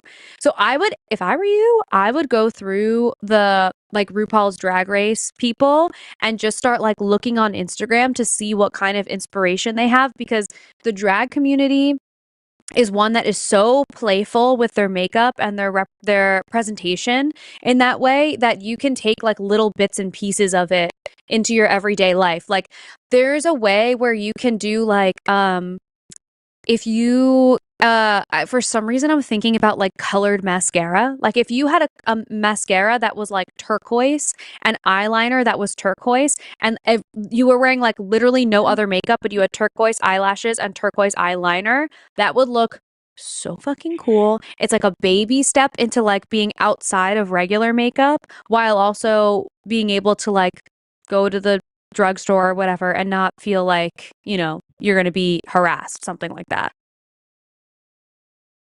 Mhm. Okay. Yeah, I've gotten most of this written down, and I can always watch back. So Yeah. the other thing that I then wanted to talk about, like, also from, and it will lead on into another topic, is, you've advised me to take like pictures and make where I look cute and stuff or whatever. Mm-hmm. That has not been going so well. Mm-hmm. I thought I was getting past it, but I still have a lot of no, not. Why am I losing words?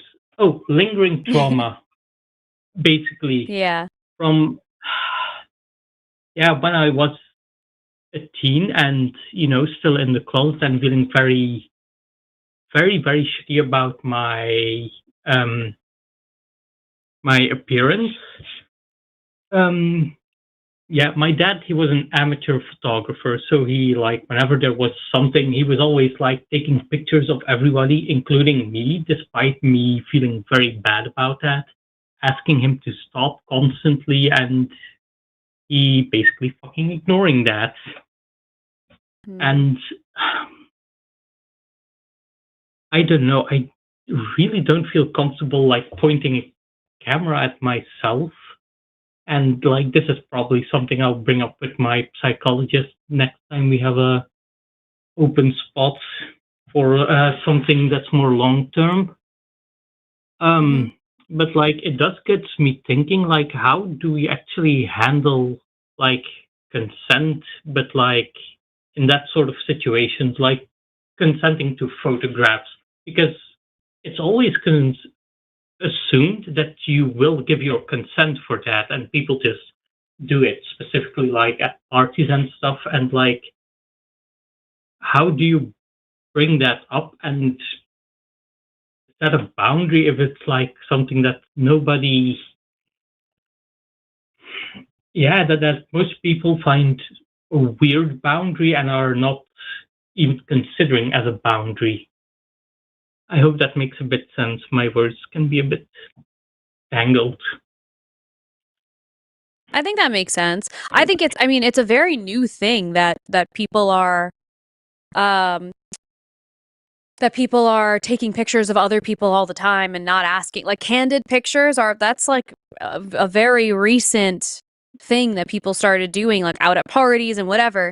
And I think it's totally acceptable for, if someone's taking pictures and they're taking a picture of you, for you to just go up to them and be like, hey, I'm not super comfortable with candid pictures of me. That one is fine, but just for the future. I think that that's totally fine, and you shouldn't feel weird about that. And it's also, I think for some of this, Liliana, there's you are allowed to have whatever boundaries you want, and you are allowed to create the life that you want to create. If that means that you want to put on crazy makeup every day just to go to the grocery store, fuck it. It's your life, and you can do whatever you want. That's one of the things that, honestly, my fiance has said this to me for the longest time, where he'll just be like, the crazy thing about life is you can kind of do whatever you want. We've made up a lot of rules of things that you think you can't do. You can do whatever you want. You can dress like Shrek every single day for the rest of your life, and actually, that's fine. You can do that. And we tell ourselves that we can't do a lot of those things. So it feels like a lot of the same stuff where I do think it's going to be really, really helpful to have ongoing support from a therapist to work through how this feels for you on a day-to-day basis. But you are allowed to go up to someone and be like, hey, I don't want my picture taken. It's your life. You are so allowed to do that. Same thing with makeup stuff. You are so allowed to do whatever you want and present yourself however you want. And all of this is made up. All of our rules based on how we should look and what's polite and what's appropriate, it's truly made up. As long as you're not hurting anyone along the way, do whatever the heck you want, I think. And what makes you feel good and feel comfortable. Yeah, I get the sentiment of you should be allowed to do whatever you want, but I do have a memory of when I was at my brother's wedding. This was still before I was out, and people wanted to take my pictures, and I asked them not to, and it basically turned into a big argument, and people were like, oh, you're ruining the mood, and there's a lot of negative reinforcement for stepping out of line, so to speak. Totally. And doing whatever you want, it takes a lot of Like, you have to have some level of resilience with it because some people are not going to like it. But at the end of the day, you finished that day knowing that you didn't have pictures of you that you didn't want out there, and you looked the way you wanted to that day. And that, like, there's an interesting thing that our brains are like always looking for they operate on a feedback loop. So they're looking for positive feedback from things. And when you start showing your brain that you are going to basically stand up for what it wants over and over again, you start to create this positive feedback loop where your brain and your body start to trust you in a different way. And so you build resilience with things like that. It's like the more that you do that, the more that you flex that muscle, the stronger it gets. And so when you have a situation like, and not to invalidate how hard that is, especially when it's family, especially when it's something like a wedding and you're like, I don't want to be the killjoy in this situation. But in that situation, that's their problem. That's not yours. You were not being the person who was ruining the mood. They were, because they could have very easily said, okay, no problem, and moved on. They decided to make it a problem, not you. So, like, you stood up for yourself, and the thing that worked for you in that moment was, I don't want to be in this picture. And that should not be a problem to anyone else. And if it is, that's their problem. That's their thing to deal with. Like, it has nothing to do with you. Okay. Thank you for the kind words. Yeah, that answers my question. Oh, I have a few more short things. First of all, congratulations on your engagement. Thank you. And I hope you have fun at the beach. Thank you. Lastly, just a small caveat I had regarding after last time I called you, said oh, it was nice to talk to somebody normal, and I just want to say I am a certified weirdo. I have spent a lot of time in therapy to accept that, so I would like to be referred to as such. Period. I can gladly do that for you, Liliana. I love that. Oh my god, you are so funny. That's awesome. Okay. Thank you. Maybe I'll call again at some point. But yeah, I'll let you get on to other callers then. Bye. Thank you, Thank Liliana. you. Have a good night. Have a good night. Bye. Oh, that's so funny. I was getting so nervous because she was like, you called me normal. And I was like, I think I'm supposed to do that. I don't hurt anybody's feelings. And I was so glad that she was like, I like I'm a certified weirdo. I like how everyone in the chat was like, let your freak flag fly. Yeah, that's the way. That's the way. All right, we have one more call before we get to our super chat. So I'm gonna pull in Ben, who's calling from, I think, Arkansas. Hi, Ben.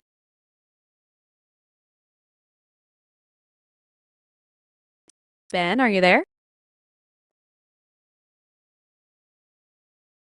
Hi, Ben. Or bye. We might have Ben, lost Ben, Hello. Ben. There he is. Yes, Hi, Hi. Ben. No worries. How's it going? What do you want to talk about today? So I was gonna sort of talk about my history, the security culture, and how it affected me in my life. So for background, I live in Arkansas, and it's I live in a. I'm not gonna necessarily disclose exactly where I live. I get kind of scared with those things, but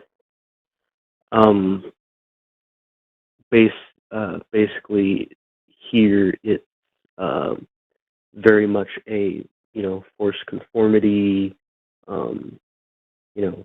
There's the abstinence only education. It's basically pretty culture. Evangelical Christianity is very pervasive where I live, and I am bisexual, or I'm not entirely sure, because my ability to experiment those things has been somewhat stunted due to just being in a place where I guess, fear going to somewhere in a, going to like a gay bar.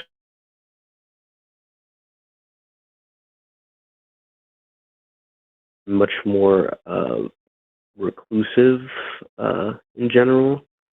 Mm-hmm. But essentially,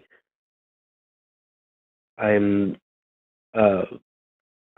wanted to talk about how how the purity culture that I was raised in led to and like me being me led to how I was very secretive, and I'd say still am, and have significant trust issues.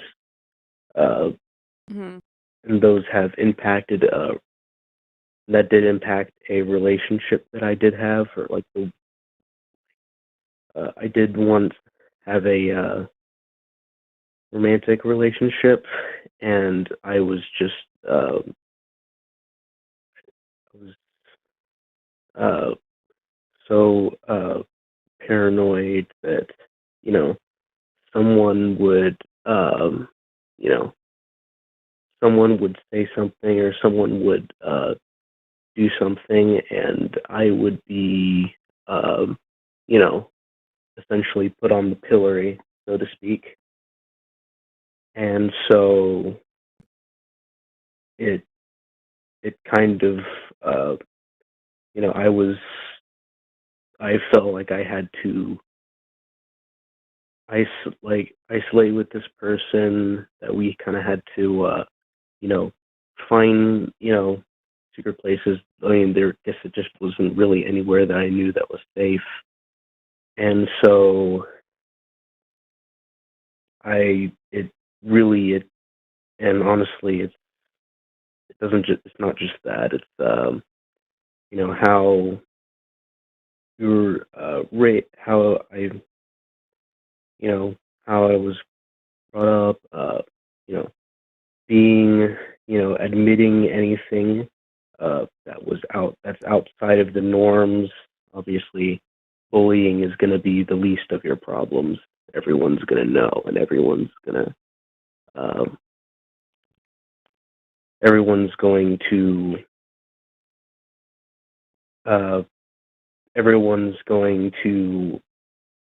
be saying something about it. Next thing you know, you're going to be dragged to a church, which is kind of really what happened. Not because I've never said that I was like bisexual or gay or anything, but I did eventually muster up the courage to say that I didn't really believe in God. Mm-hmm. And so I was sort of like sent to essentially defend myself against the pastor of our church. And then I was essentially coerced through confirmation. And I chose a Bible verse, Galatians 5:14, because I didn't really, and I chose that one because it's largely a pretty secular thing. It doesn't mention God or anything like that. It says just, for all the law is described in one sentence, love your neighbor as yourself. And I thought that was a good message, and I used it. It doesn't necessarily require. It's fine whether it's part of the book or not. And when I showed it, and I thought it was a really good one. I thought it was very moral verse to use, but I was told that I couldn't use it because there was no mention of God in it. And they kind of did that, I think, on purpose, because they knew that I was questioning the religion. And so the pastor essentially tried to force me to change the verse I used as my confirmation. And I actually had the audacity to decide to not change it, and I gave my thing, I gave my confirmation speech as with Galatians 5:14 instead of anything else they wanted. But it felt fake because I didn't confess that I didn't actually believe. I was trying to, tiptoe around those things and talking about nature and everything like that, and feels, but I felt it was fake, and that's honestly, I think, it's very, it's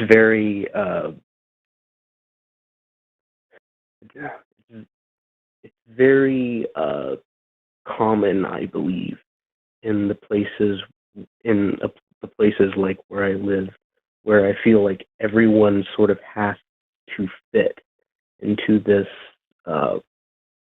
mold, and Yeah. and it has had lasting effects on me, and it has had lasting effects on people that I know, and it's left me with very, very few friends that I rarely talk to. Uh, I'm, you know, I Ben, how old are you, if you don't mind me asking? oh, funny that you were going to ask, because I was about to say that much like Andrew, I am 19, but I am Okay. very, very different from that. Yes, you're very, very different. The reason that I'm asking is because the good news is you will have an opportunity to leave the environment that you're in, and, that doesn't make it any easier or, um, like, I'm sure every day until you're able to do that is going to be sort of like an uphill battle for you, because it is really tough to be in that environment, and so many people in the chat are really feeling for you, because it's hard. It's fucking hard, especially when you're trying. You're like, I'm gonna find a middle ground here. I'm gonna find a verse that feels sort of like non-committal, and I'm not getting, you're not overstepping in any way, and it still didn't feel like it was enough. And so, you're in a really tough spot, and I give you so much credit for really pushing through all of that. Um, is there a possibility of you leaving Arkansas at some point in like the next year or two or couple of years? Perhaps.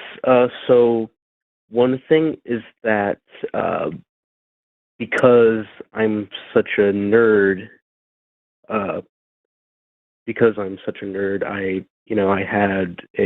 I was technically one of the top performing students at my school. I do have a 4 point on that, and so I have I have 4.18, Awesome.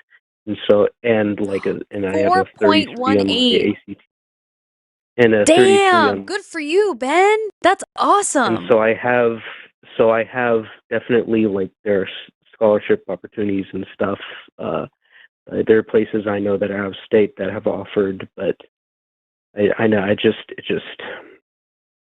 I'm also scared of if I go to another place, if it's going to be like, I know college is usually not as judgmental, but I worry that I might be, of course, I can remove myself from an environment that induces trauma, but the fact is Mhm. that trauma still remains, and I think that I would still end up, and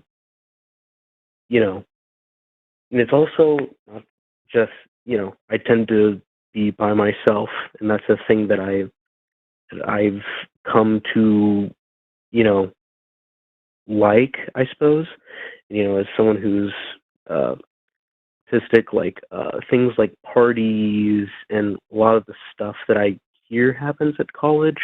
Mhm. I don't really like crowds or anything like that. I don't like, anything like that. And all I'm hoping for is maybe there's like a D&D thing somewhere, or perhaps like a small group of people that are like really interested in something, hopefully. But I worry there are that. colleges with all different kinds of of social environments. Like I did not want to go to one that had Greek life. Like I was not interested in sororities or fraternities. Like that was not my thing. I did not want that. So I didn't go to a school like that. Oh yeah. There are schools that are like very small, kind of like cozy vibes. Ones where like on campus people aren't really, it's not like party school vibes, but maybe you go off campus and that's where people go to party should they want to do that. But there are the great thing about college is you have such a mix of people because people are coming from all over the place that you'll find people that make sense for you in college if you are willing to put yourself out there enough to, because I'm a homebody also. Like if you give me the choice, my ass is staying home. Like I am not going out. But when I do go out, I do feel better. And so if you can push yourself to do things like even if you can do like virtual college tours, I'm not sure if they're still doing that. Uh now that COVID is over. But if you can do college tours or go on websites and YouTube and see if you can find colleges that have the kind of like look and feel that you're going for, and then do what you can to see if there are like either academic clubs or music clubs or D&D clubs that are on campus that you can take part in. Then you'll be able to find a community that really works for you, and that is going to be so game changing. Like really the biggest thing that I think that's going to be a big game changer for you is finding community. Like you will likely even find communities of people on some college campuses that are people who are recovering from religious groups. And there's also recoveringfromreligion.org is an amazing resource, and I highly recommend if you haven't been on there yet. Yeah, they're great too. I've looked at it. Yes. Yeah, and they have like a phone line you can call also, which is very cool. I also just want to give you some encouragement that my husband went to college. He does not drink like at all. I think in college he drank like maybe 3 times, and he is a giant nerd. And like he found a group of guys and they played video games like most of college. So I feel like you like really can find like anybody at college who shares the same interests as you. It's just kind of like putting yourself out there is scary, obviously. But I think it's ends up being worth it usually. Yeah. I guess I just. And your options are also like you either stay where you are and you feel it's like, the thing about the devil versus the one that you don't, but you either stay where you are where you're very much not happy, or you go somewhere else and you give yourself the chance to maybe find like, happiness and community somewhere else. And in the meantime, the community at the line has been a safe haven for a lot of people. Like even for me, I get really excited to do these shows. I miss our community when I don't do them for a little while because it's a lot of like this. There's new people who come in and out, but it's a lot of the same people, the same like names and faces that we see every week, and everyone is really supportive of each other. And so especially for someone like yourself who's in an environment that is really religious and you are not, this is a really great community for support in that way too. But I really think you should do everything you can to go to school in a different environment so that you can just explore new groups. Yes. So. Yeah, I agree with a lot of that. Actually, I agree with pretty much all of that. Yeah. But I guess it's just when you grow up in a when you grow up in a place like this, it can just be really scary, when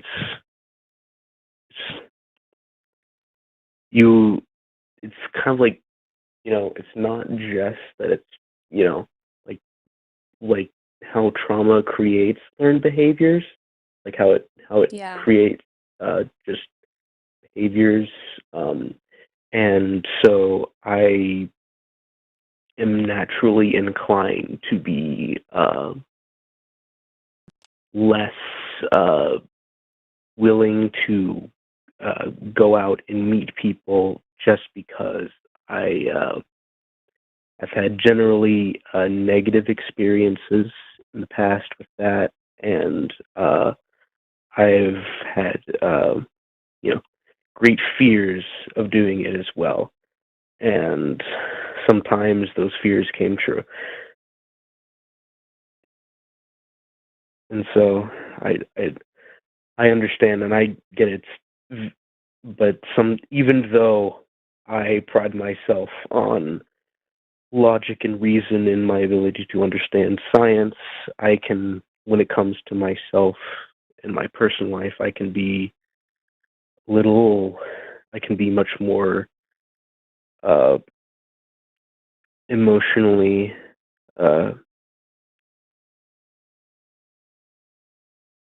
dissuaded. Yeah, there's a lot of people, by the way, in the chat that are identifying with what you're saying a lot. Like people who are saying, this is literally me. Like I've had exactly this experience. And so you are so far from being alone, and it like it's so isolating and it's so hard. And I've said before, like you couldn't pay me any amount of money to be like young again, like any younger than 30, because it's hard. And it's like a beautiful time because you get to really like play around with what your life gets to look like, and you get to try new things, but it's hard. And so, I want to validate how challenging it is, but you also have so much opportunity in front of you, and the thing that stands between you and a completely different life is you having the courage to step through the fear and get to the other side of it. Like really, that's the only thing that stands in, especially because you are brilliant and have an amazing GPA. Like you have so many options available to you because of that. And so you're gonna have a really amazing future. You just have to find some support to be able to push through the fear and see through to the other side. Because you don't want to be the thing that stands between you and like a life you could have had at, especially at 19. Like you have so much time to explore what life is going to look like for you, and like expand on what life is going to look like for you. So, yeah, I would encourage you to find community and support in any way you can. Like if you can get a therapist, either through recovering from religion, or you can find someone who specializes in deconstruction, or someone who's just like local and works for your insurance or for your budget. That would be amazing. The community here at the line is also awesome. And we'll continue to support you as many times as you want to call in and talk about this. Like we'll do what we can to support you in that too. Because like your life and your trajectory here is important, and you're at such an amazing like little crossroads of it where you have opportunity. You're right on the precipice of opportunity and change. And I think the way that you feel right now, where it's like pressure, you have to figure out, my social circle is not working for me, and my immediate environment is not working for me. All of that pressure, I'm sure you've heard the phrase before that like pressure makes diamonds. All of that pressure is going to be the thing that pushes you to actually make really big significant change. And you'll see to the other side of it. Like that, it's you're right at it feels like a really scary time, but every time in my life it's felt scary, it's felt unsure. It's like I actually don't know what the next step is. That's when like the biggest changes happen and the biggest like leaps start to form for you.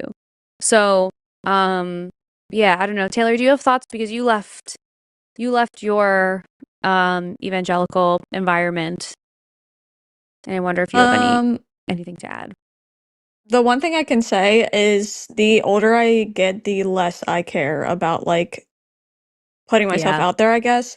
And like you talked about like your 20s or whatever, I literally feel the same exact way. In my 20s, I was literally like flailing around. Like I also like really, really, really cared about everybody's like judgment towards me or what they might say or how they might act. But now that I'm in my 30s and just the older I get in general, I keep now that I'm not Christian, I also have come to the realization that when I'm dead, it's over. This is all I got. This is all I like have. And so I'm gonna do whatever the fuck I want with it, or else what's the point? Like this is like like I feel like I'm saying YOLO in like a lot of words, but for real, like it's your life and you really do only have one. And I just feel like the biggest regret you can have is just like not putting yourself out there because like yeah it like the whole high risk high reward thing.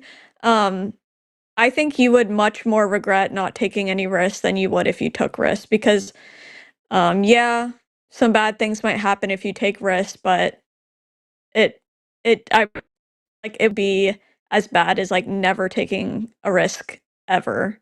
I think people like highly regret that not taking more risk. But it's easier said than done, truly, truly, because I spent many years like being very much a people pleaser in regards to like religion and like I wouldn't let myself say certain things I wanted to say and now I do, but it wasn't easy to get to the point that I am. So I do understand the struggle. It is really, really, really hard to get to that point. Yeah. So, yeah, that's, I think, all like the serious stuff I wanted to talk about, but I guess I'll get to like some stupid, funny to like lighten the mood. So, so, uh, so the high school that I went to, um, they, so, essentially the labs you have like plastic pipettes and like 20-year-old centrifuges and all this stuff. Like the chemistry labs are just completely outdated and not the best. The I think one of the fume hoods was actually like not fully operational, which is like a safety hazard. But despite that fact, the school had, enough money to spend a couple $1 million on creating a completely brand new athletic building that is I knew you were going to say essentially sports. half the size of the school itself. And I was like, okay, and Mm-hmm. was like, this is not, this is a little, a little, little strange. So that's Yeah. just like one kind of like, a kind of like stupid thing. Oh, and a couple things. If Forrest is watching this, I'm I'm a I'm a I'm really really big fan of his. And if he is hearing this, Mars is blue, Neptune is red, and Dimetrodon is, in fact, a one type of tooth animal, and synapsids are not real. And Shots fired. to Jimmy, and then Shots Jimmy, if you're fired. Jimmy, if you're watching this, Jimmy, go fuck yourself, Jimmy. Oh my god. Damn. Jimmy Ben, catching a you are stray. awesome. You should call Forrest on the Sunday show at 7 p.m. Central Time. He's going to be live, and you should call Yeah. him and Yeah. share all of this with him. But I loved all of this. Well, we want to I wrap up the sent show and a get to some super chats. Oh, Ben, sorry, go ahead. I don't want to interrupt you. right. Oh, so I was gonna say, yesterday on Skeptalk, I sent a super chat to Forrest, and it said, "Estimanasuchus was not fun to ride." That was the first Uh-huh. line, and like pretty much as soon as that first line was read, the first thing that came out of Forrest's mouth was, "You don't know anything," because Estimanasuchus, all things aside, was a horned synapsid crocodile-like creature from the Permian era, and they Uh-huh. were actually they look like they would be really cool to ride. In fact, and also, if I remember correctly, they were herbivores. I might be wrong about that, but I believe they were herbivores, so they wouldn't be as they probably wouldn't be as aggressive towards you. But then again, hippos are also herbivores, and they are vicious. Mhm. But no, I've heard Killing I this, think that hippos are, that hippos are scary. Dang, Ben, you got all and the they're the lore. close. You have all the backstories. Yes. It's awesome. Yeah, they're the close. Hippos are the closest. Their behavior. They are technically the land mammal that is closest to related to cetaceans, which explains a lot. Because cetaceans are kind of mean. Except for whales. Whales are nice, but and orcas are nice to people. Orcas are nice to people. They are not nice to other things in the ocean, and there's actually a reason for that. So the reason is because orcas, because they're so dang smart, they only hunt what they are taught to hunt. So much like humans, their hunting is not instinctual; it's learned, and so if they eat seals or if they eat dolphins or something like that, they're taught by their parents what they hunt, and anything that isn't what they hunt, they sort of ignore or are just curious about. That's not necessarily Interesting. always the case. If they're really hungry, they'll eat anything, but that is generally the case that they are learned hunters, and so are jumping spiders, because they are, despite the fact that they have a brain the size of a poppy seed, their memory is excellent. And while their hunting instinct, they do have like an instinctual just hunting thing, which is different from what like orcas have. Like if they go after a cement aphid, which basically there are aphids that have they have like tubes on their abdomen where they can like essentially make this little concrete cement like liquid that essentially is supposed to get things stuck, and it's their defense mechanism. And Whoa. and the jumping spider will see and like, ooh, what is that? That looks icky. I don't want to be near that. And so they'll maneuver around, and they might make some mistakes and be clumsy the first time they attack an aphid. But the second, third, fourth, fifth time after that, their efficiency increases exponentially, and it shows that they don't only possess incredible problem-solving abilities, but a great memory as well. And they also they have rapid eye movement during sleep. So that is evidence that suggests that they might have dreams. So that's Whoa. really Okay, this is like fun fact hour with Ben. I love it. Now you're just showing off. And I love just all of wait this. until I You get have to call it. back when like Erica and Forrest are on to talk about all this stuff with them. But I want to make sure that we get to our super chats before the end of our show time today. Here, So I won't take up any more of the time. I will no, do the call back anytime. Call back anytime. Join us in our chats and like be involved with our community of the line, because there's lots of people who really identify with your story, and we would love to hear from you more. So thank you so much for calling, Ben, and we hope we get to hear from you so soon. Okay, thank you for dealing with my autistic info dump. Oh my God, no, we loved it. The people in the chat were We like, learned so and our much. quote of the day is that whales are nice, and everyone was very interactive with all of your facts. So this is a safe space for info dumps like that. Don't worry. All right, Ben, we will talk to you so soon. Have a good rest of your night. Thank you for calling. You're Oh my God. Shit. Sorry. I'm so sorry, Ben. If you hear this, I'm so sorry, Ben. You are really good at that. It's like a friggin' talent. I don't mean to do it. I just want to say I apologize Jeez. for my camera tonight. I hate it. I don't know what's happening. I think it was because it was like storming. I don't know. Also, I just wanted to add that I think my favorite quote of the night was you saying, "And murdered, but they had style." Wait, what did I say? The what? That group, I guess whatever the group of young people that would go out partying dressed as like random stuff like ogres or whatever. Yeah. Yeah, girl.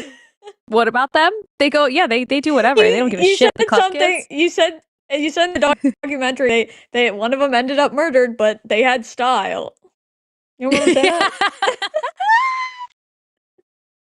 And I stand they by had that. style though. Was there a murder? Absolutely. Did they look great? Yes. Yeah, they sure did. Also yes. They sure did. All right, let's get to these super chats. I'm jet lagged and tired. All right, $5 Canadian from Quantum Chaos. Am I first? Congrats, Alyssa. Yay. Thank you so much. You're so nice. $10 from Puriform 42. Congratulations, Alyssa. Thank you so much. $4.99 from Catherine Estrognot.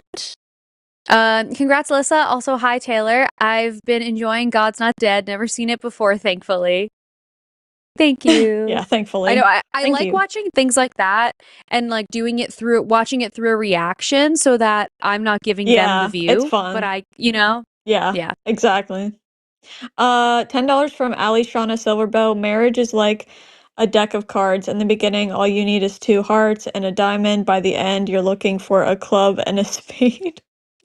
Oh, hashtag wedding joke. Terrible. Hashtag or not. Yeah, I can't talk. Congratulations, Alyssa. Is what I was trying to say. Thank you. $5 from Never Had a Bidet. FYI, Andrew got stood up on calling it now. He's probably going to torture you extra tonight. Oh no, stood up. He got stood up on calling it now? How did that happen? Yeah, he was just on the queue, and I think that they just never answered his call. Got it. Okay. Well, he was actually, I think he was very chill tonight. Yeah, Lee admitted his idols have serious issues. Yeah, that's $10 from Reverend. It is 2735. Half of this money is for Lux. Way too tough out marathon last night. I didn't have the stamina for that. Cheers. Also, did Taylor just say charcuterie? Yes, because that sounds way more appealing than charcuterie. It is. It is. Also, what was the marathon last night? Oh, when what was when it? Erica and Forrest do a Skeptalk together, and we all consensually discuss beforehand that we're going to do 8 hours, and then we did 8 hours, and it was like, I guess, 8.5 hours. But yeah, it was fun. We made a lot of money, and I'm not going to get half of this donation. Thank you, Reverend Nate, but I'll get like 20% of it. So thank you. Okay. And You're so and strong. we'll take it. Yeah, you really are. To commit to that ahead of time you are stronger than I. I was like, oh, I see that ahead in my schedule, 3 weeks. So I was like, I'll plan ahead for it. I'll mentally, I'll be rested. Yeah. Oh my God, that's crazy. Oh, love it. £5 from Mystic Mind Analysis. I'm slowly coming out of my shell and have finally started making YouTube videos again. All thanks to confidence boost from this show and chat. Oh my goodness. I didn't know you made YouTube videos. Yay, that's so great. Yay. $5 from Meg801. In my opinion, parents who don't let their kids fail at things every now and then are only preventing their kids from being prepared for the real world. Yeah, exactly. And like my thought is like even if your child is going into debt or something or they're not doing something you think is right, you can give advice a couple times, I guess, but like they're going to have to figure it out at some point. Like I'm not saying that was the case, but you know what I mean. Like you're going to have to let them do their own thing. Also, let them fail when you can support them in getting back on track if you can. Right. When they fail and they don't have like you're not available to them to, be supportive afterwards to help them figure it out, then like that sucks and that's way harder. Right. $5 from Malcolm 1366. I got you, fam. Chewed Gum, a show about rejecting purity culture, challenging misogyny, and the effects of religious trauma on women. Oh, I'm literally screenshotting that. That's wow. Well done, Malcolm Perfection. 1366. I want to give you that $5 back because we should be paying you. That was awesome. Thank you. I literally screenshotted that. $10 from Reverend 2735. Taylor, do you have any idea how much money we, the loyal misfits, throw at the line shows during silly long shows? You could get a couple $100 just daring us not to. Hail God it, Lux and Goddess Arden. Why did I have a hard time reading? I always do. It's fine. It's because it's getting that time of the night. It's getting to be that time. $5 from Sarah Talks Pod. Thank you, Alyssa, Taylor, and Lux. Always enjoy talking to you good bandicoots. Always remember, a hole is a hole. And I've always said that. Thank you for calling, Sarah. We love you. $5 from Dan Turana. I don't know. Don't judge me. 9815. As I see it, the woman reporter who was told quiet piggy doesn't make her look bad. It makes Trump look bad. The Republican voter base is even worse. Yeah, that is literally insane. Yeah. Crazy. Absolutely crazy. Indefensible. $5 from Eliash on a silver bow. Why did the groom bring the ladder to the wedding? Because he knew love was on the rise. Finding a marriage joke that's not negative is hard. No, that's so funny. That's so true. It really is. All the marriage jokes are horrible. Crazy. Thank you, Eliashana. Hold on, sorry, I lost my place. It's okay.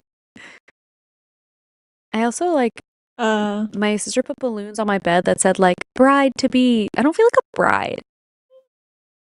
I've never felt like a bride either. I don't think I want to. I don't think that's for me. I don't Just do what I did and go to the courthouse.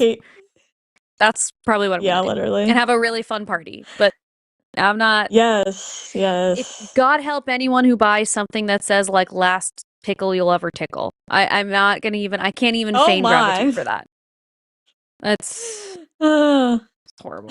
$5 from Cade Moore. Proper length Andrew call. We have Andrew on the line. Andrew, how are you? Good. You? We're good. Talk to you next time, Andrew. But I click. Yeah. I think we had a good Andrew call. It was like pretty balanced. I think he's making some progress. We'll see. $25 from KB Crystal. Money towards dropping Andrew because sexism and ignorance is boring. You say that, but our views always go up when we take our Andrew calls. So not everyone agrees with you on that. I don't know. $5 from Jamnik06. Did you hear about the two hippies that got married in a bathtub? It was a 2-ring ceremony. Hashtag marriage joke. Hashtag some hippies are dirty. Hashtag still love hippies. Wait. Oh, maybe like wringing something out. I feel like I don't get the joke. Does it mean like the ring of dirt around the top of the tub when you drain the tub? That's the only thing I can think of. Ugh. I hope not. Dang, but I don't maybe. know. I'm lost. $10 from the atheist mechanic. Andrew, consider this. My mom got COVID and struggled with it. My dad left her alone. Me and my brother had to help care for her. This was before the divorce. Spoiler alert, he was cheating. Yep, not Ooh. surprised, unfortunately. $20 from Reverend 2735. Andrew needs a proper counselor instead of calling into YouTube shows 5 to 6 days a week. Who has the time to be on hold for 16 hours per week? Get a hobby, touch some grass, make some grass, just get off the bed. Hashtag praise Lex. Yeah. That reminds me of when he says he doesn't believe in therapy, and I'm like, bro, you're always calling in here, telling us Yeah, that's about what your we do here thoughts. with you. $10 from the fuzzy logic. Andrew, aside from law and tax stuff, marriage is the highest commitment a couple can make to each other, usually made in front of friends and family. Secular people value our family lives too, you know. Yeah, exactly. It's like, that's really what it is. It's like it's symbolism. Yeah. And it's like, I like that guy so much. I only want to like that guy, and I only want him to like me. And I want us to be best friends Exactly. forever. That's it. $20 from Shiloh57. A lot of women feel this. A lot of women do this. I'm sorry, but Andrew is a literal child with nothing but vibes informing his opinions. If we can't ban him, can we at least put him in timeout? Yeah, I don't look, know. so we just didn't have that many. We didn't have any other theist calls today, so I felt like we had to take an Andrew call because he was the theist that was waiting. But also, now I've gotten to a point where when he says stuff like that, I just am kind of like,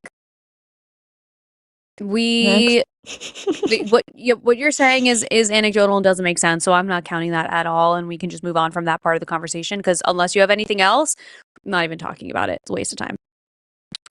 $5 from Alyssa Nguyen. John Wick can increase his body count by 3 with a pencil. A fucking pencil. Now I'm wondering what his body count was in the entire series. Okay. I also saw this come up in the chat, and I haven't seen John Wick, so I feel like there's Me context that I'm missing, neither. but I also think what I'm assuming is when you're talking about body count in regards to John Wick, you're talking about like killing someone and not porking them. Oh, that, you know what? That makes sense. That's what I'm guessing. Amazing. Tell me so. Our Happy fearless getting married, leader. Alyssa. Never do that again. Never do that again. Please become the kind of wife Andrew from New Jersey will hate. JK, I don't need to ask. That's the plan already. We already are. One of my favorite things that me and Kevin do is like high five about how we had slut periods of time. We were like, and we both are sluts, and so this is fine. Whatever. I love it. $5 from Sapphic Hazard. It's pronounced Sapphic Hazard, just in case. Anyway, thank you. Anyway, just dropping a super chat just in case. Seriously, Charizard isn't even in my top 10. Stop making fun of me. It hurts. $5 from Ali Shauna Silverbow. Why did the bee get married? He found his honey. Congratulations again on the engagement, Alyssa. Really cute. Yeah. $5.99 from some pathetic little bitch boy. That's funny. You know what? I'm just gonna take this guy's money and ignore his comment. Be gone, you bloody hooligan. Next. What? Okay. Sure. $10 from Sapphic Hazard, not Charizard. Sapphic Hazard, a gay disaster, a lesbian calamity. You get the idea. Hilarious. I love it. I love it. $4.99 from T Cham Clam. Shout out to all the weirdos in the chat. Shout out indeed. This is a community of weirdos, I fear. $10 from Mr. Bariqua 10. Ben dozing off at the desk here. Bariqua. Ben dozing off at the desk We gotta here. get you to roll your R's. One day we're gonna do a whole practice of you rolling your R's. Girl, I'd be saying Charizard when it's not there, so I have a long way to go. Didn't catch much of the show, save for a couple times in chat. I don't know why Never mind. You know what? Forget it. Yeah, I take it back. Hope the show went well. Caught a bit of Ben's call. Good luck, brother. You got this. We'll watch back. Yes. Thank you. Thank you. $5 from Jamnik06. Ben, I'm socially awkward, didn't drink or have sex in college, yet still found several great groups of friends. Many were also socially awkward. Hashtag ULB. Exactly. What is it? You'll be okay. Sorry. Yeah, exactly. Wow. You will find your people. If you put some like time and energy into it and you try some stuff out, you'll find your people. $5 from Ali Shauna Silver. That's What? funny.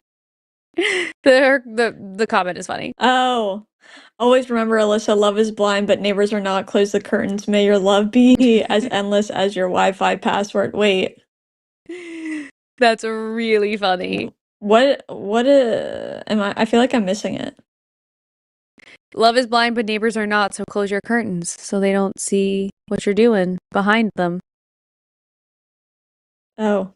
So that your neighbors don't see you Okay. doing all of your things in life. I do always hear that thing of like you're either the naked neighbor or you see the naked neighbor, or like you're next to the naked neighbor. I don't know. Something like that.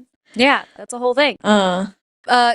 $10 from Jamnik06. Ben, dude, listen back to the way your personality shifted to fun confidence when your focus went to your passions and humor versus talking about romance. Just be you and the right people will find you. Period. Yes. I hope that Ben is listening to this Hello. part because yeah, he like really shifted and he like had facts and facts and facts and facts and like he's so knowledgeable and so interesting that like he's got this in the back. He just needs to like shift his focus a little. Someone in the comment section said, "We'll tell you when you're older, Taylor." For the you guys are bullies. Okay, $5 from. Oh my gosh, I can't not call it Charizard now. Sapphic Hazard. Info dumps are the best kind of dumps. Hashtag this is my first poop joke in super chat. Nice. Love it. Love it. $10 from Average Joe 273 at Skeptical Heretic. Oh my god, at Skeptical Heretic. Jeez. I sent you a DM on TikTok. I love your channel and content on conservative Christian nationalism. Inspires me to share my deconstruction as well. Do it. Yay. Do it. Do Yay. it. Do it. $4.99 from Juju Penguins. Congrats, Alyssa, on sealing the deal handsomely. Wishing you lots of joy. Thank you so Sweet. much. Oh, and that's it. Oh, We're done. that scared the shit out Which of is me. good. I'm tired, y'all. I'm ready to go to bed. I'm gonna have a little snack, cuddle up with my doggies. Thank you so much That's the for life. everyone listening. Yeah. Thank you, Luxander, for producing. And Dragon was doing our screening today, so thank you so much. Thank you to all of our mods and other crew members and our patrons. Go to Call the Line or go to patreon.com/calltheline and tune into LineCon this weekend, which will be so fun. And I will see you in 2 weeks. Taylor will see you next week for an episode with have Erica. a fun break. Thank you. I hope I come back 10. We'll see. We'll see. I'll come back a new woman. Have a good week, everyone. Bye.